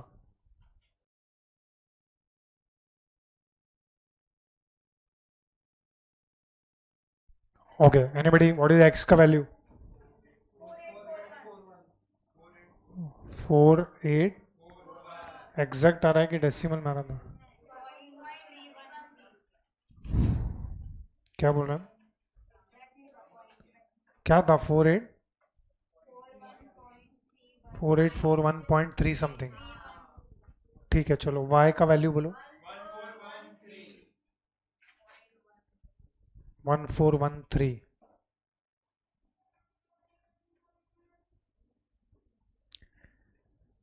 ओके, नाउ फाइनल कंक्लूजन लिखो तुम लोग पहले। चलो बी फास्ट बोलो। x और y का वैल्यू मिला सबको? Okay, now we will go for last में कंक्लूजन लिखो। Therefore total overheads of department S1 is equal to ₹14841 and 1413। Now we will go for this table. Overheads as calculated.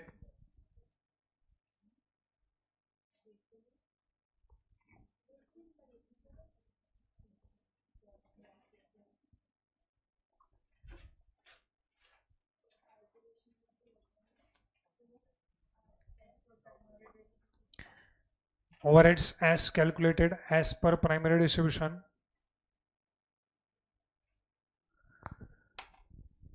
ये हम लोग ने कैलकुलेट किया हुआ है। Now we will first redistribute S1 का overheads. So that is our point number 2.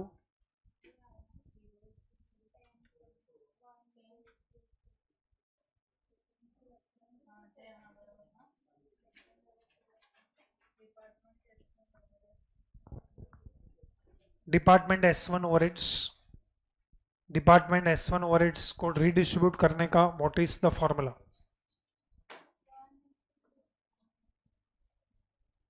rather ratio 1:2:3:4। okay, 1:2:3:4। 4841 को redistribute करेंगे हम लोग।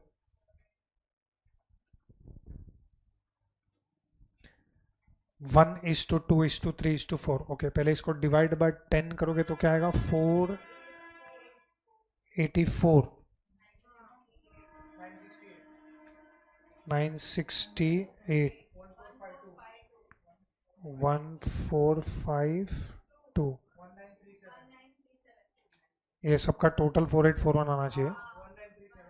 1937।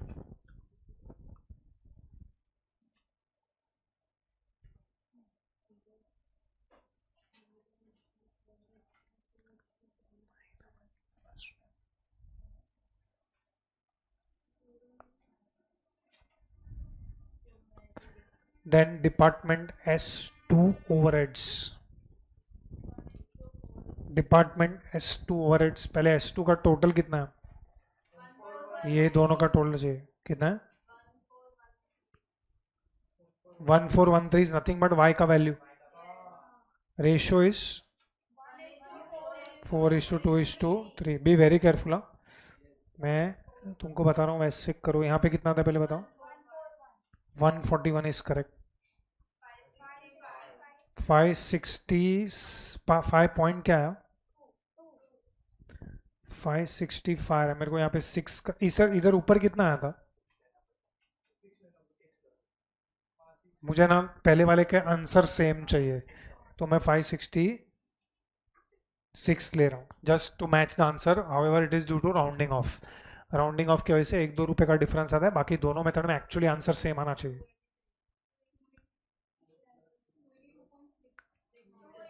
हाँ 283, क्योंकि 283 का डबल हो जाएगा 566. 423. तो ये करोगे ना तो दोनों मेथड में सेम आंसर आएगा. Just to keep answer same मैंने ये किया है. बाकी अगर 1-2 रुपए का फर्क इधर उधर हुआ तो उससे कुछ फर्क नहीं पड़ता है. इंपॉर्टेंट इज आंसर फाइनली तुमको मिलना चाहिए.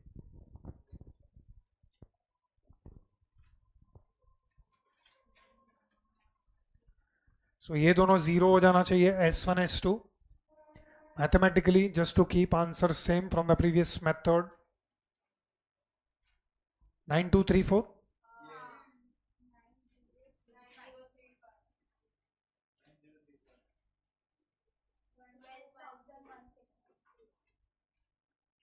और इसी में नीचे हम लोग that is point number 4 total overheads.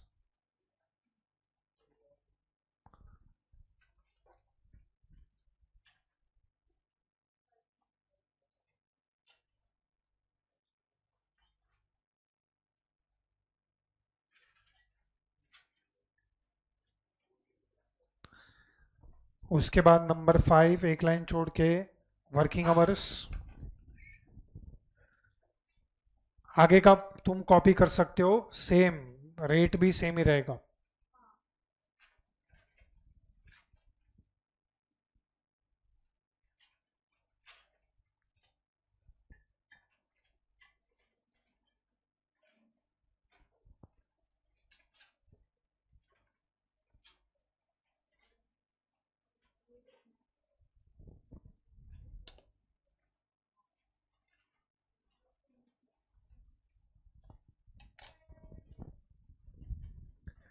तो ये लास्ट का 2 serial number working hours.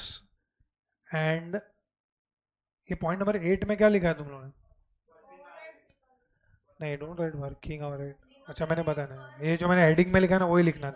Overheads recovery rate per hour और overheads recovery rate per hour. Absorption rate per hour भी लिख सकते हैं.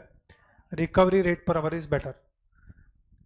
Overheads recovery rate per hour वही सेम चीज तुमको ये वाले टेबल में लिखना है. अभी मैं what is the point two prove here कि जो तुम लोग ने यहाँ पे किया हुआ है, ये वाले पेज पे जो किया हुआ है, या तो रिपीटेड डिस्ट्रीब्यूशन से करो या साइमल्टेनियस से करो. ये दोनों में से कोई भी एक तरीके से एग्जाम में करने का. वो करने के बाद अब हम फाइनल टेबल बनाएंगे जिसके अंदर हमको क्या फाइंड आउट करना है?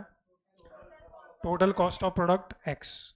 इनफैक्ट ये मैंने ऑलरेडी डिस्कस किया हुआ है. ये वाला टेबल ये वाला कॉपी करना है.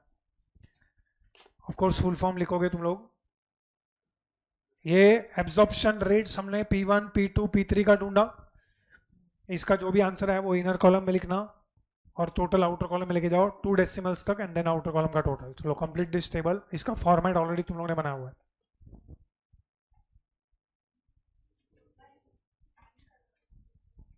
इसका कितना है? 12 पॉइंट.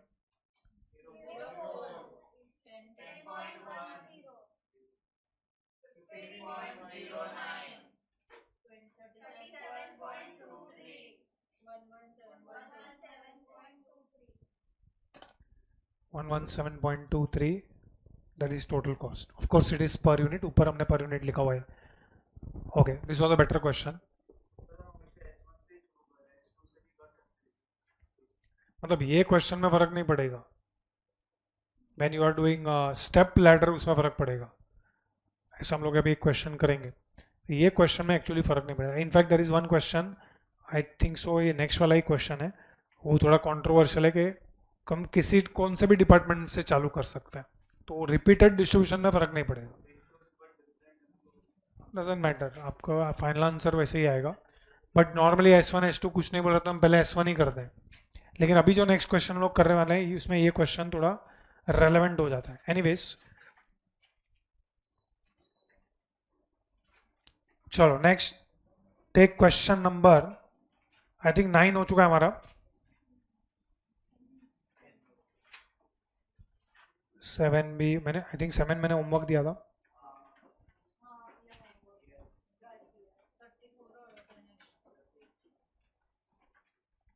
वन हो चुका है, बराबर है। Just keep a track of the sums which are over. 2 is homework, time मिले तब कर लेना। 31 question 2 is homework. Question 6 is homework, वो भी टाइम मिले तब कर लेना।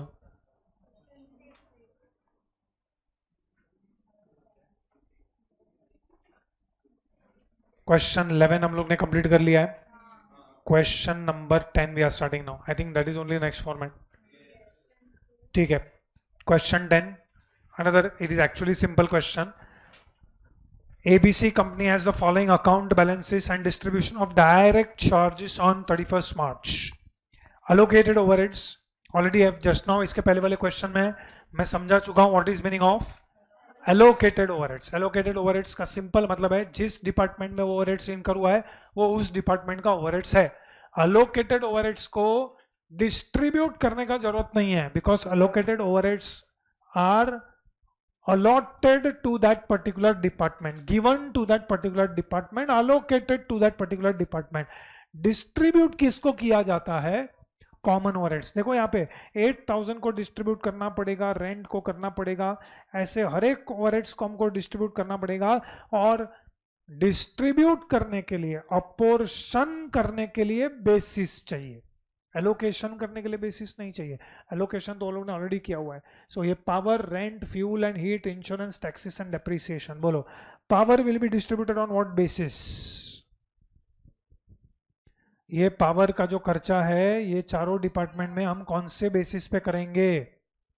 HP hours. Look at the language, वो लोग नहीं दिया है HP आवर्स। HP आवर्स मतलब आई hope you remember it is HP multiplied by machine hours. वो ऑलरेडी वो लोग ने करके दिया हम लोग को, HP आवर्स। चलो नेक्स्ट का बेसिस क्या है? Next one is what? Rent. Rent का बेसिस क्या होगा? Floor space. नेक्स्ट का बेसिस क्या है? Fuel and heat will be what? Radiator sections. Insurance, taxes, depreciation. चलो वन बाय वन। इंश्योरेंस का क्या होगा? इंश्योरेंस का बेसिस क्या होगा? डिपेंड्स अपॉन इंश्योरेंस किस चीज का है। Do you agree with this? हाँ, तो ये बोला नहीं है इंश्योरेंस किस चीज का है, तो इंश्योरेंस किस में जाएगा? नोट लिखेंगे किसके ऊपर है। अगर एम्प्लॉइज पे है तो it will go on what basis? Number of employees. And अगर एम्प्लॉइज के बेसिस, एम्प्लॉइज का इंश्योरेंस नहीं है और किसी और का है तो किस पे जाएगा? इन्वेस्टमेंट। तो अभी क्वेश्चन ये किसका ही है? assumption किस पे है ये? employees, and that is why it will going on what basis? number. That is wrong. if it is number of employees, अगर वो इंश्योरेंस एम्प्लॉइज का है तो it will not go in number of employees, it will go on the basis of direct wages. क्या yes? क्यों yes? Why not number of employees? हाँ तो listen, एक मिनट। नंबर ऑफ एम्प्लॉइज के basis पे इंश्योरेंस नहीं जाता है। सबसे पहले एम्प्लॉइज के ऊपर जो इंश्योरेंस निकलता है फैक्ट्री में उसको बोलते हैं employee state insurance. Employee state insurance का मतलब, अभी हमारे फैक्ट्री में इतने सारे वर्कर काम कर रहे हैं, अब किसी वर्कर का कोई एक्सीडेंट हो गया तो हमको वर्कर को कॉम्पेंसेशन देना पड़ेगा। उसके लिए फैक्ट्रीज क्या करते हैं? एम्प्लॉय स्टेट इंश्योरेंस, ESIS बोलते हैं उसको, employee state insurance scheme. Employee state insurance scheme जो है वो प्रीमियम कंपनी या फैक्ट्री भरेगा, and that premium is as a percentage of their wages and not. अगर आप नंबर ऑफ एम्प्लॉइज के बेसिस पे करोगे ना, इसका मतलब आप क्या अज्यूम कर रहे हैं मालूम है? हर एम्प्लॉय का इंश्योरेंस प्रीमियम सेम है। पहले तो वो लोग अगर ESIS है या एम्प्लॉय, अगर इंश्योरेंस एम्प्लॉय का है तो वो लोग ESIS वर्ड यूज करेंगे। हम लोग का एम्प्लॉय कॉस्ट करके चैप्टर बाकी है लेबर, उसके अंदर हम लोग ESIS कैलकुलेट करेंगे। ESIS is as a percentage of wages. तो अगर ये एम्प्लॉय का इंश्योरेंस होता ना तो भी वो नंबर ऑफ एम्प्लॉयज बेसिस पे नहीं जाएगा, it will go on the basis of wages. Anyways वैसा नहीं है। तो हम यहाँ पे इंश्योरेंस जो है वो किस चीज का है, इंश्योरेंस, टैक्सेस एंड डेप्रिसिएशन, ये तीनों का बेसिस क्या है, इन्वेस्टमेंट। क्योंकि ये टैक्सेस जो है ना, से फॉर एग्जांपल फैक्ट्री बिल्डिंग का टैक्सेस रहेगा वो भी वैल्यू पे होता है, डेप्रिसिएशन भी इन्वेस्टमेंट या वैल्यू पे होता है। तो चलो पहले हम लोग प्राइमरी डिस्ट्रीब्यूशन करते हैं, जो हम लोग को रिक्वायरमेंट पार्ट नंबर 1 में पूछा है। ये फिलहाल पढ़ने का जरूरत नहीं है क्योंकि ये जो इंफॉर्मेशन दिया हुआ है this is regarding secondary distribution. पहले तुम लोग ए पार्ट पढ़ो, prepare an overhead distribution statement with supporting schedule to show basis of distribution including distribution of service department to production department, वो ठीक है। एंड सर्विस डिपार्टमेंट का जब आप डिस्ट्रीब्यूशन कर रहे हो you have to use method of, मतलब it is which method, repeated, and you have to carry through, वो लोग ने क्लियरली बोला हुआ है। एनीवेज राइट नाउ मैं प्राइमरी डिस्ट्रीब्यूशन में इंटरेस्टेड हूं, I will take it up to a particular point, इसके बाद तुम लोग खुद से करोगे। पहले लिखो नंबर 1, देखो लिसन, यही टेबल बनाना है, see here.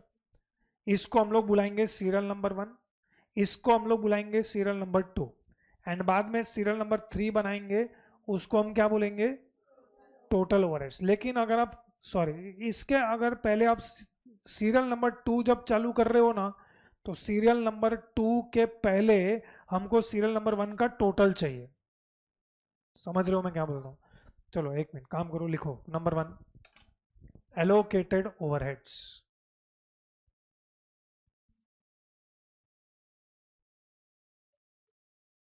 Allocated overheads, underline that. Okay, ये as it is copy करना है with figure, but नहीं नहीं, अरे प्रोडक्शन का आएगा बेटा, यहाँ पे ये डायरेक्ट ओवरहेड्स नहीं, डायरेक्ट कॉस्ट नहीं है। मैं बहुत इसलिए चिल्लाया क्योंकि हमने पहले सर्विस डिपार्टमेंट लिखा है और वो लोग ने पहले प्रोडक्शन डिपार्टमेंट दिया, तो आंख बंद करके कॉपी नहीं करना है, पहले सर्विस डिपार्टमेंट का छापेंगे तुम लोग।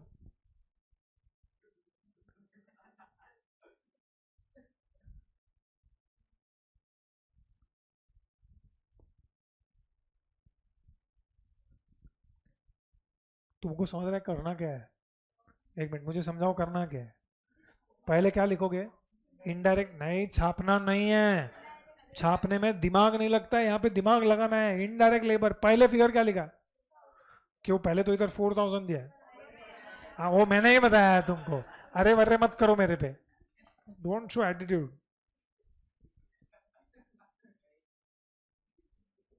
ये टोटल कॉलम हमारे कोई काम का नहीं है, सर्विस डिपार्टमेंट पहले आएगा, प्रोडक्शन डिपार्टमेंट बाद में आएगा।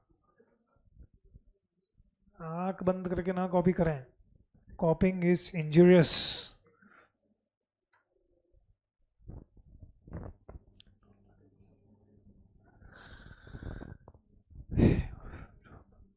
अच्छा ये 1 होने के बाद आप क्या करोगे, सबका टोटल करोगे, बाद में 2 चालू करो, उसमें लिखो अपोर्शन्ड ओवरहेड्स। पहले 1 तो खत्म करो। आई होप तुम्हारा एक पेज में हो जाएगा, हर एक ओवरहेड्स के बाद जगह मत छोड़ो, नहीं तो बीच में पेज चिपकाना पड़ेगा। और कल के लेक्चर में जो भी फॉर्मेट बचे हैं वो ड्रॉ करके आना। Okay very good, those people who are insincere please and the format draw करके आना। इसके आगे के फॉर्मेट में नहीं भेज रहा हूँ क्योंकि आगे के फॉर्मेट मतलब थोड़े अतरंगी है, थोड़ा टेबल है फिर लिखना है थोड़ा टेबल, तो वो मैं नहीं भेज रहा हूँ। वो एग्जाम्पल दिया ना मैंने, केस नंबर 1 2 3 4 5 6, वो तो लिख के ही आना पूरा नोटबुक में। अरे जो लोग ने नहीं लिखा है उन लोग को बोल रहा हूं मैं।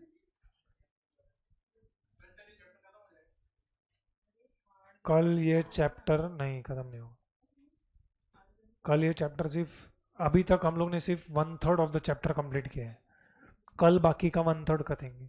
और बाकी का 1/3 बचेगा, तो 1/3 1/3 1/3 ऐसा करके 3/3 चैप्टर 1। इसके लिए बोला this is the biggest chapter. इसके आगे के चैप्टर्स आर वेरी क्विकली, सब खत्म हो जाएंगे फटाफट। यस, पर टोटल लिखना नहीं है, ऐसे टोटलिंग लाइंस डालो सिर्फ। पहले इतना लिखा, अभी ये सबका चारों कॉलम का टोटल करो, तो उससे तुमको अलोकेटेड ओवरहेड्स का टोटल मिलेगा। तो जनरल प्लांट का मिलेगा 1710, सॉरी 17170, ओके 7350 6200 किया। देखा, तुमने मेहनत किया है, लेकिन वो लोग ने टोटल करके दिया था। थोड़ा प्रेजेंस ऑफ माइंड हम लगाते तो हमको टोटल दिख जाते। ओके, नाउ इसी टेबल में लिखो serial number 2, apportioned overheads. Okay, I will just do 1, बाकी का तुम खुद से करोगे। अपोर्शन्ड ओवरहेड्स, उसको अंडरलाइन करो, उसके नीचे लिखो पावर। पहले बेसिस बोलो, HP आवर्स, अभी रेशियो बोलो।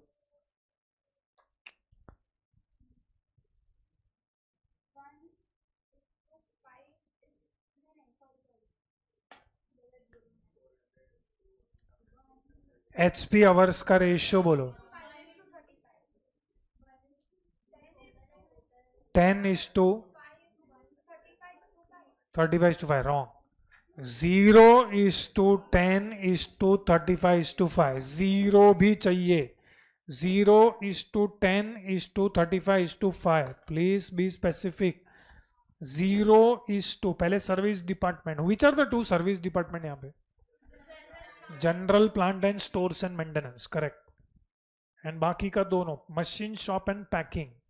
0:10:35:5। चलो आगे का सब खुद से करो, उसमें बाद में अपोर्शन्ड ओवरहेड्स का भी टोटल करना।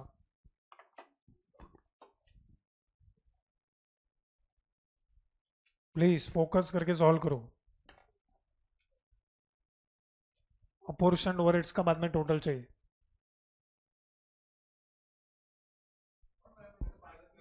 Did you complete apportionment of overheads? उसके बाद जो तुमने ओवरहेड्स अपोर्शन किया है, पहले सिर्फ उसका टोटल चाहिए। Okay, just 1 minute before you give me the answer.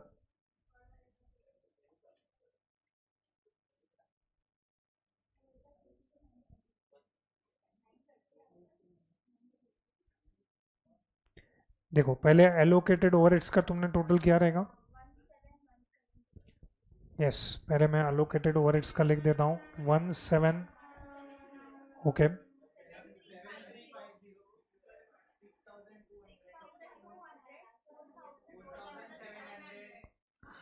अभी जैसे तुमने सीरियल नंबर 1 का टोटल किया है, वैसे सीरियल नंबर 2 का कितना लाइन्स आई डोंट नो बच रहा है, आई थिंक लास्ट 2 लाइन तो बताना ही चाहिए।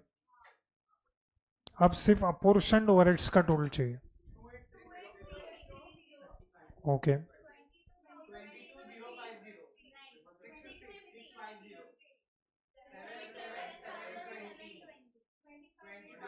$77,000 है, ओके। एंड 25, आई होप ये टोटल के अंदर तुमने ऊपर वाले टोटल को नहीं लिया। और लास्ट में number 3, total overheads, total overheads is serial number 1 + 2, okay बोलो। ओके, 30,000, ओके 500, ये हो गया टोटल ओवरहेड्स। अब हमको इसी क्वेश्चन में सेकेंडरी डिस्ट्रीब्यूशन भी करना है। देखो, सेकेंडरी डिस्ट्रीब्यूशन में नॉर्मली हम लोग को ऐसा वाला टेबल बना के वो लोग देते हैं, बट इस बार वो लोग ने हमको ऐसा वाला टेबल बना के दिया नहीं है। इनफैक्ट वो लोग ने पैराग्राफ फॉर्म में दिया है।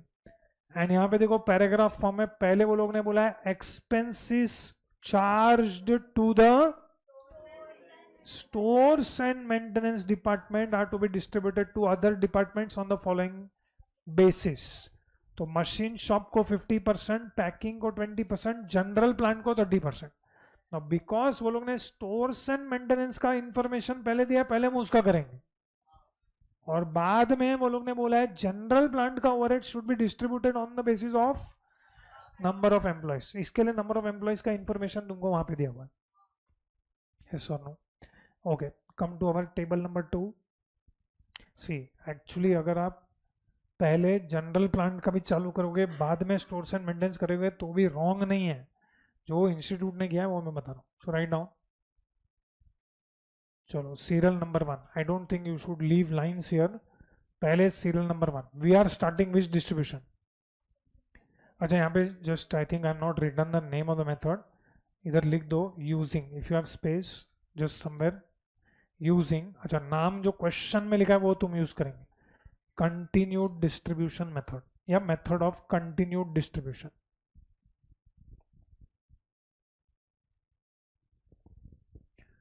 Using method of continued distribution.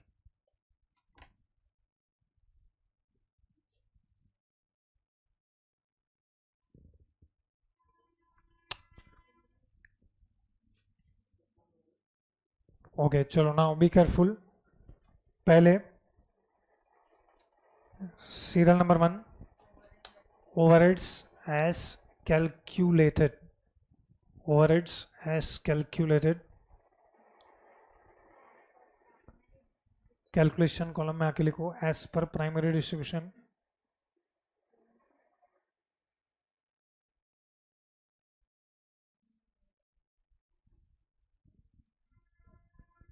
जो हमको अभी अभी मिला यही फिगर्स कॉपी करने हैं,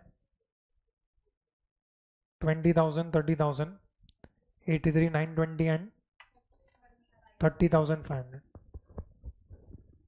चलो इसमें तो वो लोग ने लिख के दिया हुआ है, you are suppose to carry to how many cycles. तो पहले हम लोग, अच्छा मैं फिर से पूछ रहा हूँ, पहले किसका स्टार्ट करोगे? बिकॉज वो लोग ने स्टोर्स एंड मेंटेन लिखा है। एक्चुअली ऐसा कुछ लॉजिक नहीं है, इधर आप जनरल प्लांट से भी चालू करोगे तो it will give you correct only. So write down number 2, stores and maintenance department overheads. Department word नहीं लिखोगे तो भी चलेगा, stores and maintenance overheads. If you have space right it, if you don't have ignore it. Stores and maintenance department overheads. Okay now be careful, what is the ratio? Actually very simple, 30:2, मतलब 3:5:2, 3:5:2, correct.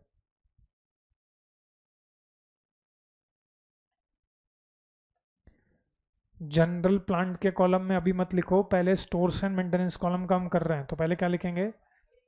30,000 negative,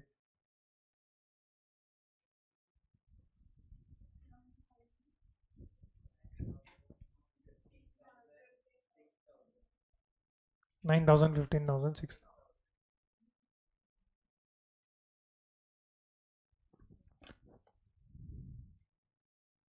चलो next number 2 के बाद, number 2 हो गया ना, number 3,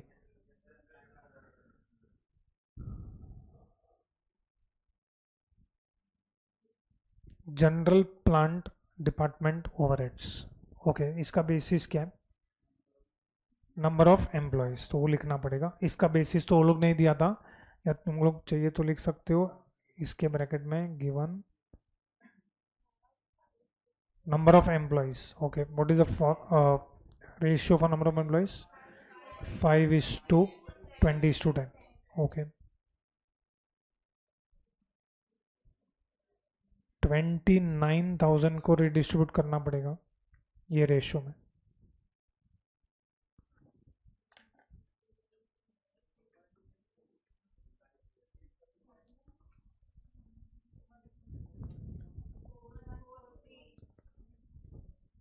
four 143 16571